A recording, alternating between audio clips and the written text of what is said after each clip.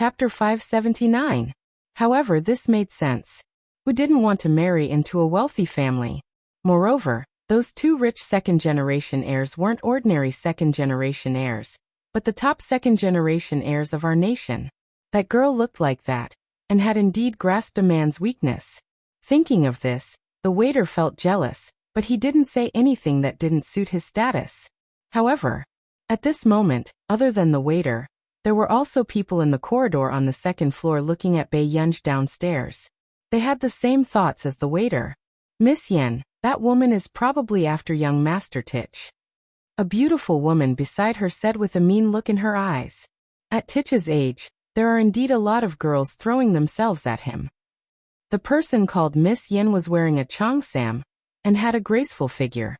However, in the next moment, her voice was filled with natural arrogance as she slowly walked downstairs. But how can such a woman be worthy of Tich? The beautiful woman glanced at her and hid the sarcasm in her eyes. Didn't Yen Hurui climb into Delaney's bed like this back then? She slept with a man who was older than her at the age of 21, and always treated herself as the main wife. But it was good. With this woman, she would have less trouble. Lin Qianyi followed Yen Hurui's footsteps and watched as Yen Hurui stopped in front of Bei Yunj and sized up Bei Yunj arrogantly. "What's your name?" When Bei Yunj heard this, her eyebrows moved without batting an eyelid. She glanced at the woman in front of her who was dressed like a nouveau riche. "What's the matter?" Bei Yunj's voice was lazy and indifferent, and her gaze didn't linger on her.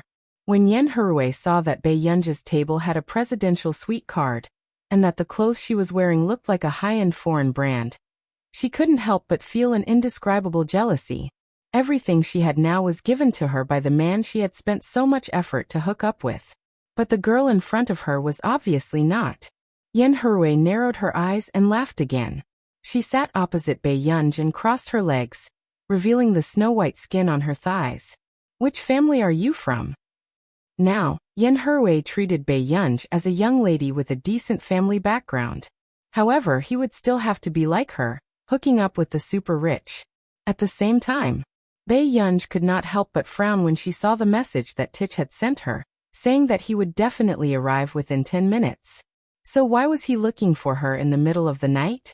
Bei Yunj suppressed her impatience and sent another message to Tich. However, when this scene landed in Yen Hurui's eyes, it was undisguised contempt. Yen Hurui's expression changed and she sneered. "Are you pretending to be so virtuous? Then who are you waiting for in the middle of the night?" As soon as he finished speaking, Bei Yunj's eyes gradually turned cold, but her moist red lips curled up slightly. She looked at her with a faint smile, looking cold and ruthless. "Why are you talking so much? Do you think your days are too long?" Yen Hurui accidentally met Bei Yunj's eyes and felt her scalp go numb. But when she came back to her senses, she felt that she had lost face. She stood up in exasperation. "Who do you think you are? How dare you talk to me like that? Waiting for someone?" Chapter 580. At this moment, Tich, who was speeding over on his motorcycle, suddenly sneezed. Delaney, who was behind him, immediately covered his mouth and nose, as if a virus had passed through him. "Can't you tell me this in advance?" Tich's eyelids twitched. "You were the one who heard about my teacher and suddenly shamelessly wanted to see her." "I said you sneezed. What if I catch a cold?" Delaney said self-righteously. Tich was speechless. Most fathers would be afraid that their children would catch a cold when they saw them sneeze, right? All of a sudden, Tich wanted to turn around and send this person back. But thinking that Bei Yunj was still waiting for him, he endured it. A few minutes later, the moment Tich brought Delaney in, he saw a beauty who was crying so hard that she bumped into his arms. Seeing this, Tich frowned and dodged to the side. At this moment, Yen Hurui realized that she had almost thrown herself at the wrong person. Her face was green and red. Then, she ran in front of Delaney and hugged his waist intimately. It had to be said that although Delaney was in his 40s or 50s, he only looked like he was in his early 30s. His figure was still perfect and capable. Even in her 40s or 50s, Yen Hurui did not lose out much. "Darling, a woman hit me just now because I said a few more words." Delaney had always been protective of the fairer sex. Seeing that Yen Herui's face was indeed red, he could not help but touch her face. He comforted her. "You're not disfigured. Don't worry." Yen Herui's face froze. Then she said coquettishly, "You said you loved me last time, but now you don't feel sorry for me at all?" Hearing this, Delaney realized that Yen Herui was beating around the bush to get him to help her vent her anger. Delaney agreed. "Bring me to take a look at the situation first." If that woman really went overboard, he would naturally protect Yen Herui. After all, Yen Herui was his woman, although she was just his new girlfriend. However, Tich was disdainful when he saw this scene. Yen Herui was the one who thought the most. She thought that Delaney would marry her and treat her as a junior. What a joke. Who didn't know that Delaney's girlfriend wouldn't last more than 3 months? At the thought of this, Tich felt that this woman had embarrassed his teacher. They grew up in the same place, but he couldn't even compare to a strand of his teacher's hair. Thinking of this, Tich couldn't be bothered to deal with the two of them. He simply went to look for Bei Yunj. Tich's eyes lit up when he saw the figure in the living room. He immediately walked over to Bei Yunj and greeted her cautiously. Bei Yunj glanced at him casually. He didn't seem to be in high spirits either. "Teacher, you don't seem to be in a good mood today." Tich probed carefully. Could it be that he had been sitting here for too long and was angry with her? At this moment, Lin Qianni's eyes lit up when she saw Yen Herui's message. She planned to look for Tich. She didn't expect Tich to be sitting next to Bei Yunj. They looked very close. Lin Qianni's expression immediately changed. Did this woman really hook up with Tich? After a long time, Lin Qianni finally snapped out of her daze. She gritted her teeth and sent Yen Herui a text. When Yen Herui saw this text message, she was also furious. How could a woman be so scheming? Tich had only been in there for a short while, and she had already hooked up with him. Yen Herui sneered. She didn't even see if she was worthy. Chapter 581. What's wrong, my dear? Delaney was still a little patient with his female companion. My dear, that woman seems to have designs on Tich. Yen Herui bit her lip and said coquettishly. Delaney paused when he heard that. He did not expect Tich to have such a market these days. Then, before Delaney could finish, Yen Herui pulled him back and refused to let him go. You said you would help me deal with her. When did he say such a thing? However, Delaney still maintained the silence of a big shot. After thinking for a while, he nodded reservedly and brought Yen Herui in. Seeing this, Yen Herui smiled through her tears. On the other side, Bei Yunj sat downstairs drinking water. Tich, who was beside her, threw her a math problem from time to time, trying to divert Bei Yunj's attention and change her mood. However, Bei Yunj could not help but take another look at Tich. Tich. When Tich heard Bei Yunj suddenly call his name, he thought that his teacher had a whole new level of respect for him, because he solved the problem too quickly. What's wrong? Tich suppressed his pounding heart. Unexpectedly, Bei Yunj only looked at him with a complicated expression. You're so bad at math. There will be limitations when you learn computer science in the future. Tich was speechless. Fine. He was thinking too much. The thought of his teacher being nominated for both Farisk and Busaka at such a young age, and even solving 1,000 questions made him doubt his life. How could someone be so smart? Tich didn't know that when he shone in school, his classmates also thought the same way. However, when Tich thought that such a powerful person was his teacher, he started to get excited again. He asked shyly, Teacher, what do you think of me? Bei Yunj continued to dig into the cake with her fork without looking up. What? Just, when do you think I can win a Busaka prize? Tich immediately said. Bei Yunj stopped eating the cake, and was silent for a long time. Tich, I'm glad that you know how to improve yourself. Before Tich could rejoice, he heard Bei Yunj say, but don't make things difficult for me. Tich, study hard. You'll get everything you want. Bei Yunj was probably afraid that Tich would be frustrated, so she added, I'll try my best to get you on the right track as soon as possible. Bei Yunj thought that Tich was hinting for her to teach faster, but with Tich and Jasmine's level, she would have to lay down the foundation for them for at least a few years. Tich did not expect that in Bei Yunj's eyes, he had not even entered the right path of his profession.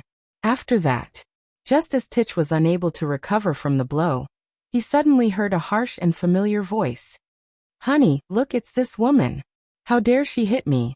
Tich frowned. He looked up and saw Yen Herui's pretentious look. He narrowed his eyes and sneered. "Miss Yen, who are you complaining about?" "Honey, look, Tich has only interacted with this woman for a while, and he's already helping her." Yen Herui bit her lip, but her eyes were filled with viciousness. She had to make this woman pay the price. However, Yen Herui did not notice that Delaney's gaze was also on the person sitting on the sofa. He looked at this familiar face and suppressed his inexplicable excitement. He was also a little afraid of disturbing Bei Yunj. Delaney probed carefully. "Why, Teacher Pei? Love House." Bei Yunj only looked up when she heard the familiar voice. When she saw Delaney, she could not help but frown. "Why are you here?" Delaney's excited smile froze. What should he say? Should he say that he forced Tich to help him ask her out because she had been ignoring him? I think the scenery here is not bad. As soon as Delaney finished speaking, the woman beside him still could not see the situation clearly. Yen Herui widened her eyes and said unhappily, "Honey, didn't you say you would help me teach her a lesson?" "Why are you?" "Shut up." Delaney's eyelids twitched in fright. Teach her a lesson? Did he not want to work in the company anymore? Was that why he wanted to teach the god of fortune that he had painstakingly relied on his son to get close to? Delaney. Yen Herui could not believe that Delaney would treat her like this. Then Delaney pulled Yen Herui's hand away from his, and walked towards Bei Yunj to pour some tea for Bei Yunj. "Teacher Pei, I really didn't expect to have the chance to see you." Bei Yunj also looked at him. "I didn't expect this either." Oh. Delaney's heart ached. This was the first time he met someone who could not even be bothered to lie to him. So, Bei Yunj really did not plan to see him? "Is this your girlfriend?" At this moment, Bei Yunj looked up and suddenly asked casually. Delaney froze. He really did not expect Yen Herui to be so bold as to provoke Bei Yunj. "I did hit her," Bei Yunj said unhurriedly. Tich, who was beside him, looked down and did not intend to interfere at all. Anyway, when it came to his teacher, his father was more cowardly than anyone else. It had to be said that Tich knew Delaney very well. "Honey, look. She really attacked me." Yen Herui still refused to give up. She did not have any foresight at all. Delaney's expression did not look too good either. He did not expect a woman to be so stupid. "Miss Yen, you can leave now." He would definitely side with Bei Yunj. However, he also knew Bei Yunj's personality very well. If she had not provoked him, Bei Yunj would not have looked at Yen Herui. "Delaney, are you breaking up with me?" Yen Herui's eyes immediately turned red. Lin Qianni, who had walked down from upstairs, originally wanted to see Yen Herui deal with Bei Yunj, but she did not expect to hear that Yen Herui was going to be broken up in public. Lin Qianni froze and instinctively looked at the few people not far away. "I don't need a female companion who sows discord," Delaney said coldly. He did not even admit that he had a girlfriend. Yen Herui's face turned pale, and her mind was in a mess. She did not expect Delaney to break up with her because of this. At this moment, Yen Herui then realized that Delaney had been calling this person teacher. A person who Delaney called teacher. She originally thought that it might be someone who had taught Tich before. But on second thought, Tich was a few years older than this girl. If this was Tich's teacher, it would be too unbelievable. Moreover, Tich was a student of Neely University. Chapter 582. When Bei Yunj heard this, she immediately understood why Tich had asked her out at this time. She glanced at Tich and did not say anything. She did not mind satisfying her student's little thoughts. Not long after, Tich heard the person beside him say lazily, "Next time you can be more direct with me." She might not reject him. It was just that she was too lazy to socialize and maintain interpersonal relationships. Tich was stunned when he heard this. Then complicated and touched emotions rose in his heart, and his face heated up. "Teacher, I'm sorry." He thought that with Bei Yunj's personality, she would definitely be angry or ask him to change his mentor. He did not expect Bei Yunj to say this. "I'll get you more cake." Tich saw that Bei Yunj was about to finish the cake in her hands, So he stood up diligently and ran to the restaurant at the back. At this moment, only Delaney and the others were left. Delaney looked up and met Bei Yunja's eyes. Miss Pei. Delaney, I was wrong. I didn't know she knew you. Yen Herue interrupted Delaney and finally reacted. She realized that this person was not to be trifled with. However, Delaney, who was afraid of offending Bei Yunj, could not reconcile with this woman. Delaney took out a check and gave it to Yen Herue. Sorry, we're not suitable for each other. Yen Herue's face was pale. She could not help but look at Bei Yunj, feeling indignant. Was Delaney going to break up with her just because she was a teacher? However, she could clearly tell that Delaney's attitude towards her was very careful. Even Titch's attitude towards this girl did not seem like he had feelings for his sweetheart. Instead, there was an inexplicable respect. When Delaney and Bei Yunj went to the conference room on the second floor to discuss matters, Yen Herue was still unwilling to leave. How could she give up on the sugar daddy that she had painstakingly hooked up with? However, because Delaney's bodyguard stopped her, she could not get close. She could only wait downstairs with a breakdown. How could this be? When Yen Herue thought of what Bei Yunj had said to her just now, her face turned even paler. This girl was really waiting for someone. She was waiting for Titch and the others, however. She thought that this girl was trying to cling to the rich and powerful. So she kept ridiculing her to find a sense of accomplishment. Now it's all good. In the end, she had offended someone she shouldn't have offended, and all her efforts were in vain. Second floor. Miss Pei, she has offended you. In the future, I won't use her for anything related to the company. Don't worry. Yen Herue was a C-list artiste. Recently, because of Delaney, she had received a lot of resources and became a familiar face on the screen. But now, Delaney did not have the courage to continue supporting Yen Herue. There was a reason why Delaney was popular with women in the circle. He doted on women and was generous. Even if they broke up, he would still miss their old relationship. But this time it was clearly different. Mr. Delaney, you won't gain anything by doing this. Bei Yunj said leisurely without hiding anything. Since Delaney had such plans, she would not plead for Yen Herue. Whatever he wanted to do had nothing to do with her.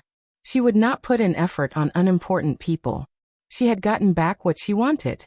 Of course, I understand. Delaney felt his teeth ache. But fortunately, he already knew that this person was difficult to please. Are you looking for me because of the project? I've already handed it to Marcus. Bei Yunj said unhurriedly. It's our first time meeting, so I should congratulate you first. Congratulations to Miss Pei for being nominated for 2 awards this year. Delaney smiled with a rosy face, looking very happy. Back then, it was his discerning eyes that had discovered Bei Yunj's potential. As a matter of fact, in everyone's eyes, the first project was taken by him. However, when he thought of the girl's age, his scalp turned numb. She was not even 20 years old. In the future, if Bei Yunj grew up, Country A's computing field would definitely be an unprecedented scene. At the thought of this, Delaney felt that Jones, who had been fired after a month, should be dragged out and shot. It would be more worth the loss of Country A. There's no need to say anything nice. What's the matter? Bei Yunj raised her eyebrows and asked. Actually, Delaney looked at Bei Yunj and blurted out, I want to ask about Titch. Bei Yunj paused and looked at Delaney. She thought that Delaney was here for her new project. After all, she could tell that Delaney was an absolutely mature businessman. I know that you want to stay in Yuncheng to develop. To you, Titch is just an intern at Country A's Computing Institute. But as Titch's father, I want to ask you if there's still a chance for you to continue taking care of Titch? It's fine even if Titch stays in Yincheng. Delaney had already discussed this matter with Marcus. If Titch had the ability to follow Bei Yunj, his future would definitely be limitless. Just because of this? There was no emotion on Bei Yunj's face as she asked casually. Delaney was a little nervous. After all, his ex-girlfriend had just offended Bei Yunj. Yes. If they're willing to learn, there's nothing I can't do. Hearing Bei Yunj's words, Delaney was very touched. Then he heard her say, although their aptitude is a little lacking, hard work can make up for it. Delaney said, You're right. He had heard about it before. Bae was very popular in Country R's Computing Institute, and all the interns chose to let Bae teach a class. In the end, after that, no one dared to let Bae teach a class. Only Tich and Jasmine, who had some kind of self-torture mentality, became braver the more they were defeated. So you mean you agree? Delaney asked carefully again. Bae thought for a moment. Let's wait for them to graduate before coming to Yincheng. I'll talk to Marcus and let the two of them stay in their institute for a while. Okay, I'll listen to you. Delaney nodded repeatedly. Bae looked at him for a while and laughed. I thought you wanted to talk to me about the new project. I did. Delaney was a little helpless.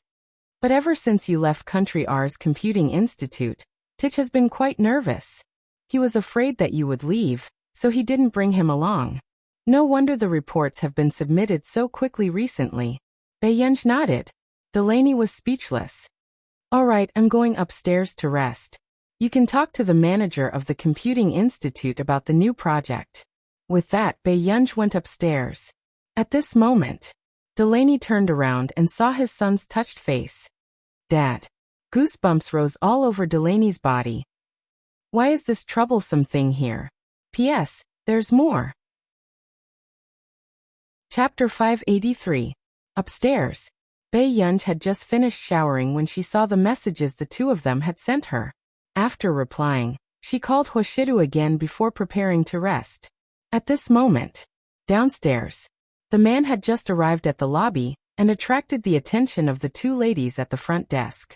She originally thought that Tich and Jasmine, who had come in the past 2 days, were enough to shock people with their looks. In the end, this man in front of her completely matched their standards of beauty. Suite K1209's room card. Sung-Soo walked forward and said familiarly. Hearing this, the lady at the front desk froze. A room card that started with K12. This was reserved for people in President Yu's circle.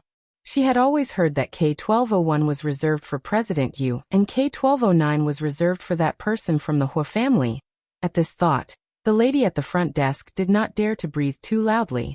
After verifying his identity, she immediately brought him to the 12th floor. In the elevator, Sung-Soo hurriedly tore off Bae dining habits from his small notebook and handed it to the lady at the front desk as he said with a smile. The guest from 1205, please prepare for tomorrow morning's meal. Oh, okay. The lady at the front desk nodded immediately, but her heart was surging. Wasn't the guest from 1205 the young lady from just now? It's been hard on you. Our young lady doesn't stay outside much. I'm afraid she won't be used to it. Sung-Soo smiled. It's not hard at all. From Sung-Soo's address and attitude towards that young lady, the lady at the front desk could tell that that young lady did not have a shameful identity. She was simply a pampered young lady from a wealthy family. Until they entered the study of the suite, Sung-Soo finally spoke. Master Du, we've found out about Miss Pei. The person who did this is Miss Yin Nua. The Yin family had nothing to do with the Hua family, but they had always been on good terms with the Qin family. Miss Qin Yojiao was probably the reason why they could do this. Seeing that Hoshidu did not speak, Sung-Soo asked carefully, then should we arrange something? Sung-Soo was a little uncertain. After all, Hoshidu and Yin Nua knew each other because of Qin Yu. However, Bae Yunja's position in Hoshida's heart was even more obvious. Soon, Hoshida lit a cigarette and leaned against the chair lazily. His handsome eyes were cold and abstinent. His voice was low and indifferent, but it was unreasonable. If the Yin family can't teach their daughter how to behave, then let someone teach the Yin family how to behave. Sung-Soo's body stiffened when he heard this. Who would have thought that Master Du would directly make a move on the Yin family? Because of this matter, he didn't care about their previous nodding acquaintance. Then about Miss Yin Nua. Sung-Soo asked carefully. In the future, I don't want her to have any chance to meet my child again. The man's tone was casual. However, Sung-Soo understood Hoshida's intentions. He wanted Promise Yin to leave the industry. Sung-Soo nodded and smiled. Yes, I know what to do. Since they dared to touch their young miss, they should be taught a lesson. At noon the next day, all the major media outlets fought to report about how the female star Yin Nua relied on her family background, faked her academic qualifications, and bullied others in high school. When Promise Yun saw the news, he panicked and immediately realized who was behind it. Nuonuo, quickly contact your father.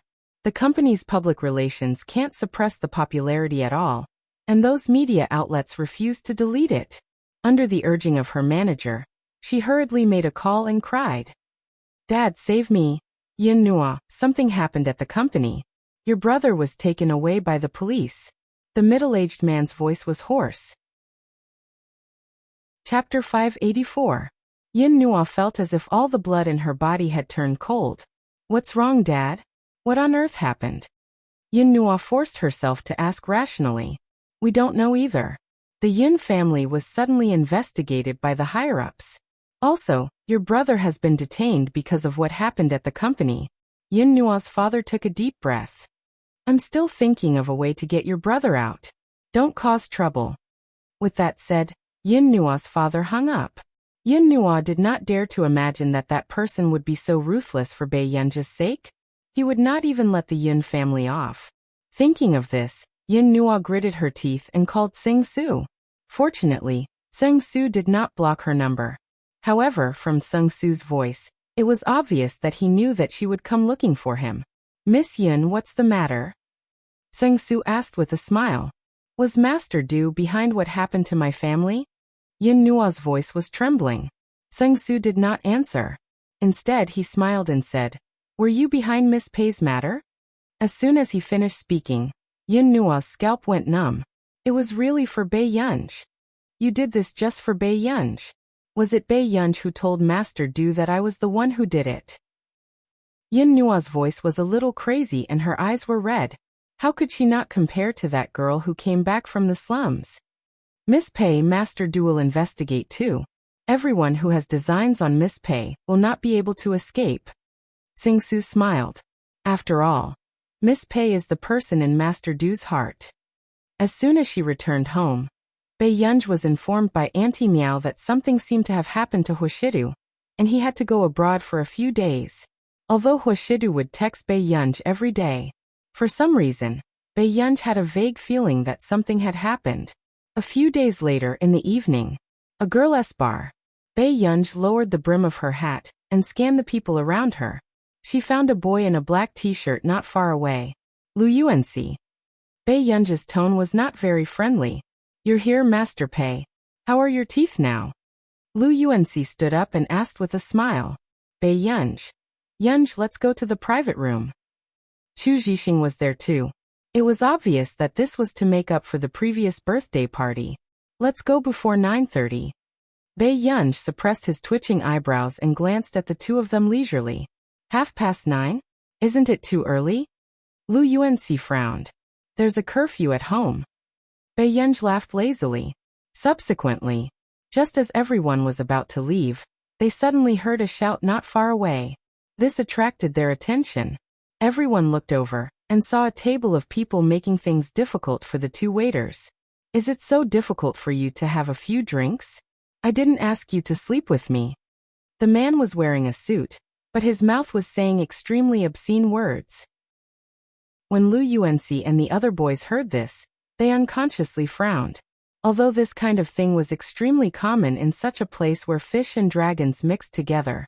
"Sorry, my friend can't drink."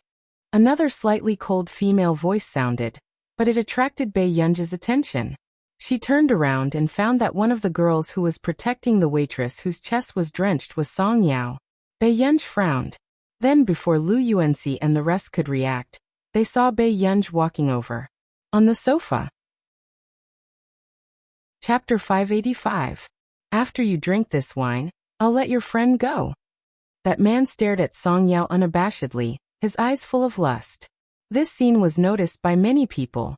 However, when the people who originally wanted to help the two waiters saw a handsome man in a black silk shirt with curly hair sitting opposite them, they gave up on this idea.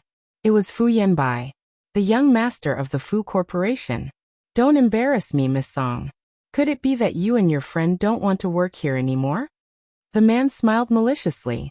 Even though Song Yao's work pass was a fake name, he still called her Miss Song. It was obvious that they were old acquaintances. Song Yao pursed her lips and felt Fu Yanbai's gaze on her. The corners of her lips twitched slightly. Then she reached for the wine on the table. But in the next second, her other slender hand picked up the wine glass even faster. Her clear and lazy voice sounded lazily. I'm sorry she can't drink. I'll drink this wine for Yao Yao. With that said, Bei Yunj took the wine on the table and drank it in one gulp. Song Yao was stunned by this scene.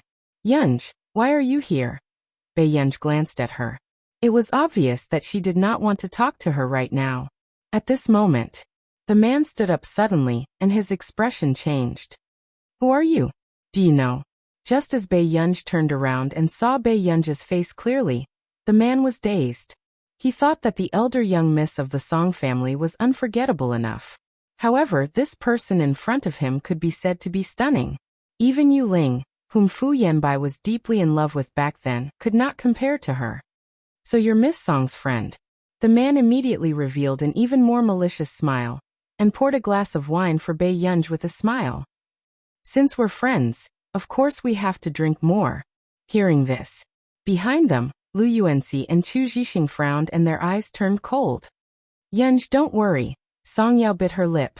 She knew that Fu Yanbai was deliberately making things difficult for her, and did not want Bei Yunj to get involved. Suddenly, Bei Yunj held her hand and chuckled. Why don't you drink more? Before the man could react, Bei Yunj picked up the wine glass on the table. Before anyone could react, the wine was poured over his head. The man was so drenched that he shivered and did not come back to his senses for a moment. The next moment he heard her chuckle. How is it? Are you sober now? How dare you treat me like this? The man was furious. He wiped his face and looked at Bei Yunj in disbelief. She wished she could skin Bei Yunj alive. This scene stunned Song Yao completely. She stood rooted to the ground in a daze and forgot to pull Bei Yunj. The first cup is to give you face. The second cup is to remind you to save your face and get lost. Do you understand, everyone? Bei Yunj looked at him with a faint smile. He slowly put down the wine glass, but the coldness in his eyes was terrifying. It made everyone present feel inexplicably shocked. It seems like Miss Pei's temper has always been bad. Suddenly Fu Yanbai, who had been silent all this while, spoke. You're really courting death. You even dare to interfere in young Master Fu's matters. The man wiped his face with a tissue and said fiercely to Bei Yunj. He hoped that Fu Yanbai would quickly teach this reckless little tch a lesson. So it's young Master Fu. I'm sorry. My desk mate has a bad temper. Lu Yuanxi walked over from the side and stood beside Bei Yunj. He had a hand in his pocket and smiled casually. Chapter 586. He's the young master of the Lu family. The people around Fu Yanbai immediately recognized Lu Yuanxi. Then, Chu Zhixing also came over and spoke elegantly. President Fu, I'm sorry to have disturbed your mood. With that said, the people behind Fu Yanbai widened their eyes. This is the second young master of the Chu family? Why were all the people around this girl so important? Why are you her desk mate too? Fu Yanbai stared at Chu Zhixing for a while and asked. The Chu family and the Fu family had a relationship. No, but that's our Master Pei. Chu Zhixing chuckled. It was obvious. Both of them were protecting Bei Yunj. After a long time, Fu Yanbai's gaze shifted to Bei Yunj. He smiled as well, his eyes burning. You're very capable. Can anyone become your helper if you want? But the way he looked at her seemed to be looking at another person through her. He wanted this girl. However, the troublesome thing was that he could not offend that person from the Hua family. Gur. Song Yao grabbed Bei Yunj's hand and looked at Fu Yanbai warily. How could she not tell that Fu Yanbai's attitude towards Bei Yunj was very different? Young Master Fu, the Fu family can't withstand the torment. Do you need help? Bei Yunj chuckled. Her beautiful eyes filled with arrogance and hostility. With that said, the people around Fu Yanbai could not help but look at Bei Yunj. They felt that Bei Yunj was bold and curious about her. Did this woman know what status the Fu family had? She was so happy. She dared to say such words. The Qin family is at its peak now, but it doesn't mean that they can touch the Fu family. As for that person from the Hua family, do you think he will deal with the Fu family for you? Fu Yanbai smiled. Young Master Fu, You're so confident. Why don't you think about why you can't get the 11 project? Bei Yunj asked with a smile. When Fu Yanbai heard this, the calmness on his face disappeared and his eyes darkened. How did she know about the 11 project? Did Huashidu tell her? The Qin family was not involved in any technology projects, so it was almost impossible for them to know that the Fu family was talking about the 11 project. This was the right to use a regional project that the Fu Corporation had bought from the Delaney Group. It was the first project of the researchers who had obtained Busaka and Farisk some time ago. Apart from the Fu's enterprise, there were also other companies in a land vying for this piece of juicy meat. However, Delaney was the first to reject the Fu Corporation. Even the reason was very perfunctory and puzzling. How do you know about the 11 project? I thought you would ask me why I couldn't get the 11 project. Bei Yunj's bright eyes curved into crescents, looking lazy and arrogant. After saying this, she pulled Song Yao and left the hall on the first floor. Everyone else was silent. For a moment, the atmosphere was a little cold. Originally, he had come to take care of Song Yao today as a routine, but he did not expect an accident. Young Master Fu about Song Yao. At this moment, the boss of the bar ran over, his back covered in sweat. He couldn't afford to offend Fu Yanbai, but he couldn't afford to offend the Chu and Lu families either. They were really making things difficult for him, a businessman. I won't let her off. Fu Yanbai's voice was cold. If it wasn't for Song Yao, Yu Ling wouldn't have jumped into the sea to commit suicide. Master Pei, why are you smashing someone's place just because of a disagreement? Chapter 587. It was Chu Zhixing's first time seeing someone scold Fu Yanbai like that. He did not know how Fu Yanbai had offended Master Pei. I gave him face, but he didn't want it. After Bei Yunj finished speaking slowly, he turned to glance at Song Yao. What's wrong with you? The adventures of a silly work girl? Song Yao said. No, it's just that my family isn't very well off. Bei Yunj did not notice at first. After all, Song Yao's aura did not seem like a girl from an ordinary family. Did something happen at home? After Bei Yunj brought her into the private room, he let go of her and pulled off the work pass on her chest. He took off his coat and put it on her. Am I bankrupt? Song Yao nodded. She looked gentle and calm. Lu Yuanxi could not help laughing. Master Pei, can you not be so fierce to girls? Pei Yunj glanced at him. I'll go get the wine. Lu Yuanxi immediately turned and left. Don't drink. I'll get Lu Yuanxi to send you back later. Bei Yunj glanced at Song Yao and smiled lazily. After all, I'm a girl. It's not safe for me. Lu Yuanxi was speechless. Your King afraid of being unsafe? Was he the one who poured wine on someone's head at the table just now? Song Yao could not help but laugh. I can go back myself. Nothing happened. I'll send you back. My desk mate is my friend. With that said, Lu Yuanxi opened the door and went out. Meanwhile, Chu Zhixing and the other students were playing in the private room. At this moment, Song Yao roughly told Bei Yunj about what had happened at home. Because Song Yao had offended Fu Yanbai had used the Fu Corporation to make the Song Corporation bankrupt. Song Yao's father could not bear the burden and committed suicide, leaving her and her mother to live together. However, perhaps because Fu Yanbai felt that this was not enough, he forced her to work in a bar. He would come and find trouble with her a few times a month. Actually, the reason why I'm restudying is not because of anything else. At that time, I had already received the acceptance letter from Jin University, but because of Fu Yanbai, I was disqualified. Song Yao said calmly without any resentment. Jin University's admission scores for the past 2 years were not much different from Yin University's. Because of Yu Ling, a woman he likes, Song Yao said. Bei Yunj frowned and looked at her. Yu Ling. Previously, she had heard Huashidu talk about this person. Yes, we're classmates. When she was in her second year of high school, she started chasing Fu Yanbai. The two of them often quarreled because of the difference in status. Song Yao said with a smile. Yu Ling always felt that Fu Yanbai didn't respect her, and she knew that I used to like Fu Yanbai too, so she often came over to ask me to be with Fu Yanbai after quarreling.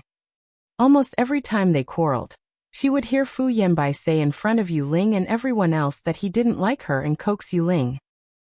She was a socialite who had been pampered since she was young, but she couldn't compare to Yuling. Song Yao took a deep breath.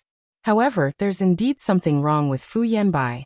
After finding out about Yuling's existence from the Fu family, Old Master Fu didn't agree to let Yuling in.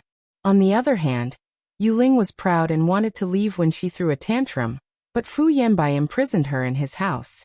In order to coax Yuling, Fu Yanbai asked me to talk to her. Chapter 588. Did she fall in accidentally? Bei Yunj raised an eyebrow. The rumors outside were that she had committed suicide. A person like her won't commit suicide. She knows very well that Fu Yanbai dotes on her. As long as she makes a fuss, Fu Yanbai will give her everything. Song Yao smiled. No matter how sick Fu Yanbai's feelings for Yuling were, Yuling was still able to handle him. She knew that only Fu Yanbai could give her what she wanted. You're not friends with her, right? Bei Yunj glanced at her.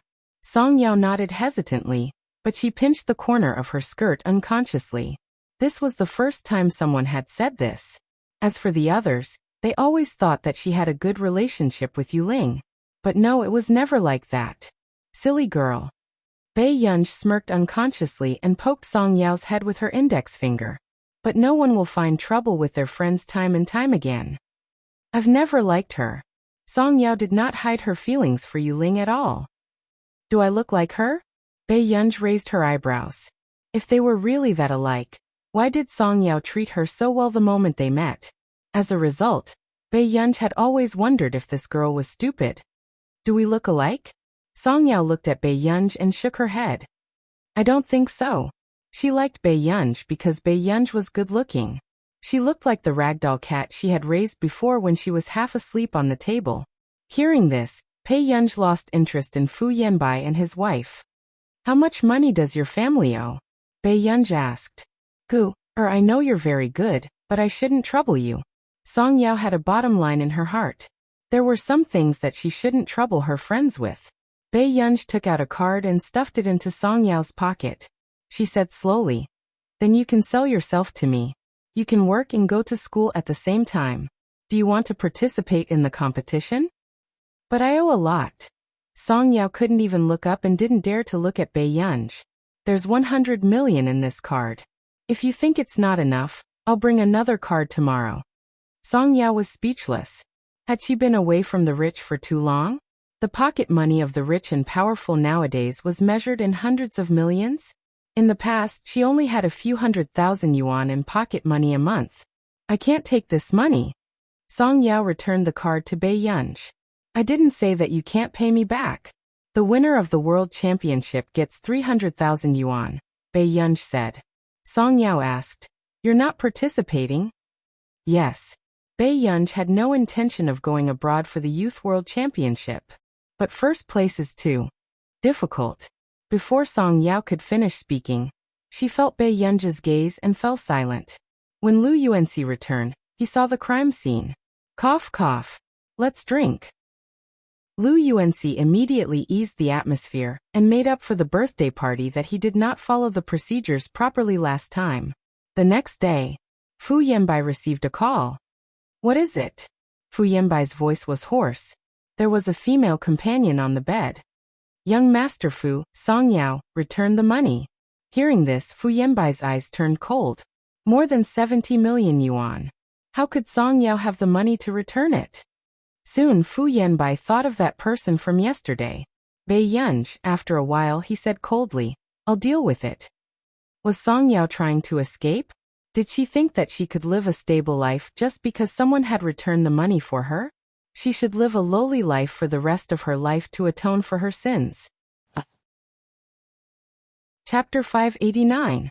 Yu Manran was jealous and felt that his status was not as good as before. Who is this girl? Is she your friend? Bei Yunj looked at Song Yao, who was still doing questions not far away. She was leaning against the corridor and drinking water. Why are you so good to her? Yu Manran was jealous. This little kid has always wanted to return my money. I'm afraid that something will happen to her, so I think it's safe with you. Bei Yunj thought for a moment. If this doesn't work, I can only attack the Fu Corporation first. Wait, Song Yao's name.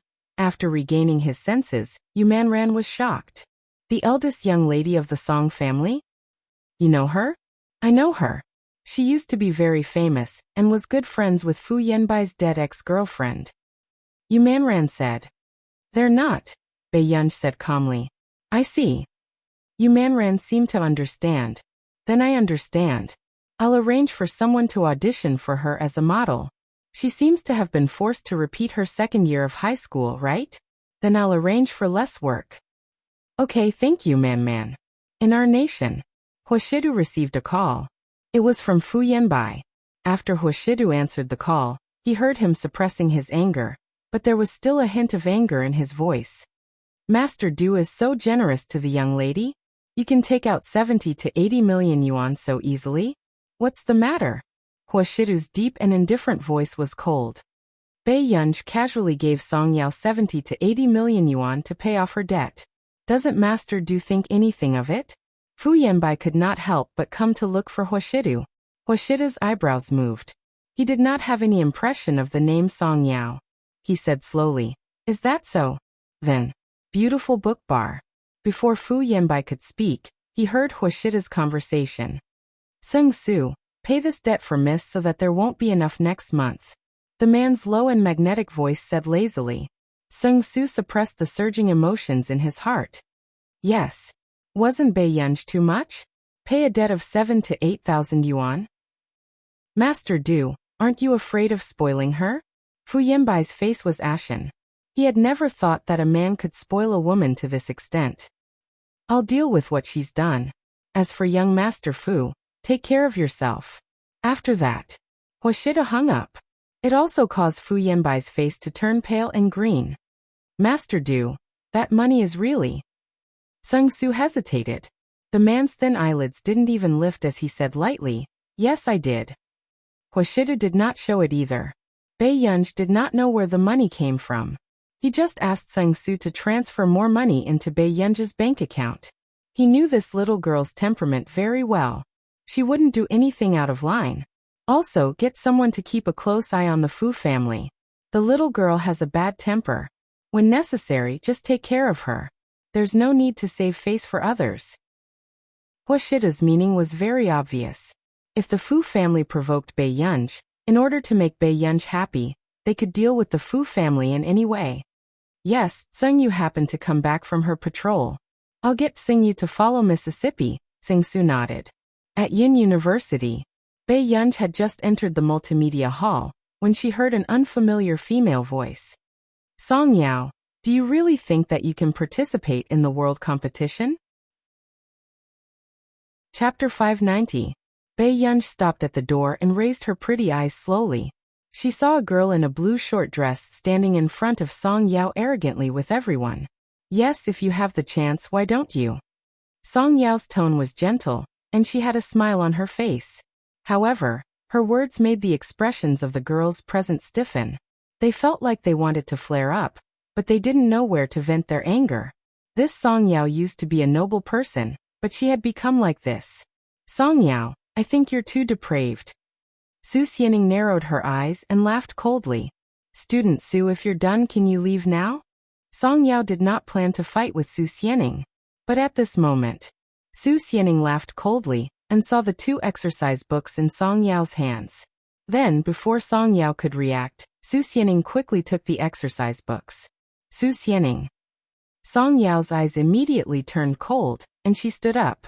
You're finally willing to flare up? Instead, Su Xianing smirked and flipped through the 2 exercise books.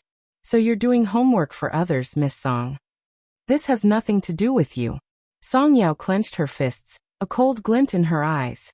She did not care about being pointed at, but Su Xianing obviously would not miss this opportunity to target Bei Yunj.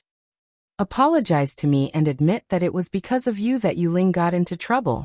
Su Xianing looked down at her. Hearing this, even Song Yao's eyes were filled with coldness. However, after hesitating for a moment, her clenched fists slowly relaxed. You know that this class doesn't allow such behavior, right? I heard that the teachers of the ordinary class like you. So nothing might happen to you. What about Bei Yunj? Hearing this, Song Yao's hand loosened completely.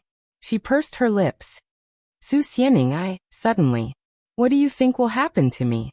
A clear and melodious voice rang out. Then, before Su Xianing could turn back to look at her, a slender and fair hand pulled the 2 exercise books away. You. Su Xianing's face twisted. Bei Yunj did not even look at Su Xianing from the corner of her eye. She walked in front of Song Yao and patted her head with the exercise book. She said lazily, "What are you thinking about, Tian Tian? You're admitting that you didn't do it?" Song Yao was speechless. She was certain that this Tian Tian was definitely the Tian Tian in the idiotic sense. Bei Yunj, I've already caught evidence of Song Yao copying homework for you. You. Go ahead, snitch. Bei Yunj sat beside Song Yao and slowly flipped through the exercise book. She had just picked up the pen when she thought for a while and pushed the exercise book to Song Yao. Continue writing. The bullying at the scene was very arrogant. Song Yao looked at Bei Yunj and was silent for a while before she picked up the pen and wrote slowly. During this period of time, Bei Yunj would call her to correct the wrong questions even if she didn't come. Bei Yunj's book was also used by her to review her mistakes. When Su Xianing saw this, her expression changed. You. Oh, why is this student from the advanced class in our class? The lecturer walked in slowly with a teacup. Hearing this, Su Xianing immediately said, "Teacher, I'm reporting Bei Yunj and Song Yao. The students in the special class record their usual results. Song Yao and Bei Yunj copied each other's homework and used unfair competition methods." Chapter 591. Hearing this, the lecturer paused in his action of putting down the thermos flask and could not help but look at her. Song Yao and Bei Yunj. A few seconds later, the lecturer glanced at Song Yao before his eyes landed on Bei Yunj. Is what Su Xianing said true? Teacher, actually, before Song Yao could explain, she heard the lecturer say, "I didn't ask you to speak, Song Yao." But Song Yao was about to insist when she was interrupted by Bei Yunj. "Teacher, I won't admit to this." Hearing Bei Yunj being so calm, Su Xianing laughed coldly. Everyone saw with their own eyes that Song Yao used your exercise book to do it. Are you still not admitting it? What do you say? The lecturer looked at Bei Yunj and asked. In this situation, Song Yao was so nervous that her palms were sweating. She was afraid that the teacher would really ask Bei Yunj to leave because he didn't like Bei Yunj. How did you know that exercise book was mine? Before Su Xianing could refute, she heard Bei Yunj say with a casual smile, "Did you write my name?" Dang. Su Xianing was about to respond when her body suddenly froze. She didn't seem to have seen the name on the exercise book just now. Bei Yunj had been in class for a month, and she hadn't even written her name on the exercise book? Not only Su Xianing, even the lecturer froze, his expression not too good. Bei Yunj, you've been in class for so long and you didn't even write your name on the exercise book?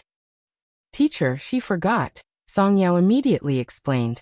The people around her were even more anxious than the original owner. Seeing this, Su Xianing and the people around her started to gloat.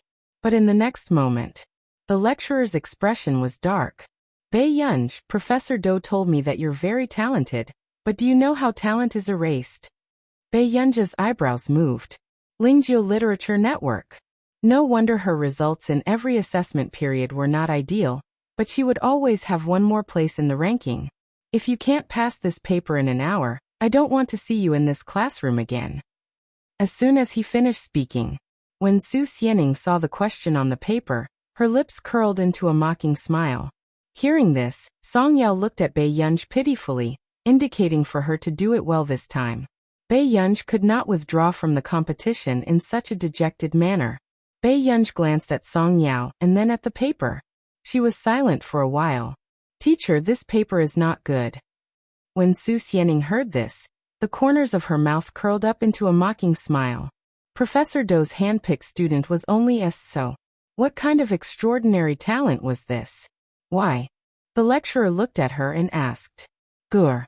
Song Yao tugged at Bei Yunj's sleeve nervously. More than half of that paper was set by me. Bei Yunj looked up at the lecturer. Lecturer. Song Yao was speechless. After coming back to his senses, the lecturer was a little incoherent. What did you say? Bei Yunj thought for a while and said, It's not very fair to do this test paper. Everyone. Damn. This damned person was actually Bei Yunj. The teachers who had come to substitute for the past few days had all said that this paper was very good. But in everyone's eyes it was too tricky. It was even more suffocating than Huang Qishan's physics paper. In the end, this was set by Bei Yunj. Su Xianing and the rest did not look too good either. In the advanced class, only she and Cheng Zihuai had scored 70 to 80 points for this paper. Chapter 592. Actually, before Song Yao took a photo of this paper for Bei Yunj had always thought that Professor Do was testing her. But later, she found out that during the professors' gathering, Professor Do had been made drunk by Si Qingyan. When Si Qingyan saw that someone was rushing for the papers of the special class, he felt guilty and used Professor Do's account to send a test mission to Bei Yunj. Then half an hour later, Si Qingyan received something from Bei Yunj and silently transferred a copy to the dean.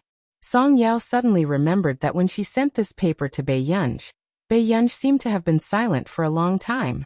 So this was her paper. At this moment, the lecturer's lips twitched. He did not know what to do with Bei Yunj. He took a deep breath. We'll talk about this in the future. First, teacher, as the top university in the country, are you going to choose to protect a student? Su Xianing's cold voice sounded. The people around could not help but look at this arrogant girl in front of them. It had to be said. Other than Su Xianing, no one had the guts to speak to the lecturer of Yin University like this. This isn't protecting a student. The lecturer frowned unconsciously, but before he could speak, he heard the voice of the person behind him. Xianing, why are you here? Why are you talking to Teacher Gao? Everyone turned around and saw Professor Wei from the mathematics department. In the past 2 years, Professor Wei's reputation had been even greater than Professor Dou's. Su Xianing also called Professor Wei, but most people knew that Professor Wei was Su Xianing's uncle. It's like this. When I came to the ordinary class to visit a friend, I accidentally found someone doing homework for someone else.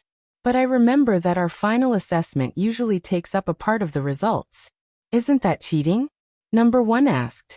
Hearing this, Professor Wei frowned and glanced at Teacher Gao. Is that so? What Su Xianing said isn't that true? Teacher Gao said. It's just that a student rarely comes, so if it's not that true, then it should be mostly true. Professor Wei said coldly. In that case, the two of them can leave the special class together. Their existence is indeed unfair to others. Professor Wei, but Song Yao is currently the top student in the ordinary class. Teacher Gao said instinctively. Like you said, it's an ordinary class. Professor Wei sneered and looked at his watch. Alright, stop talking nonsense with me. Today, Yin University will have some important guests.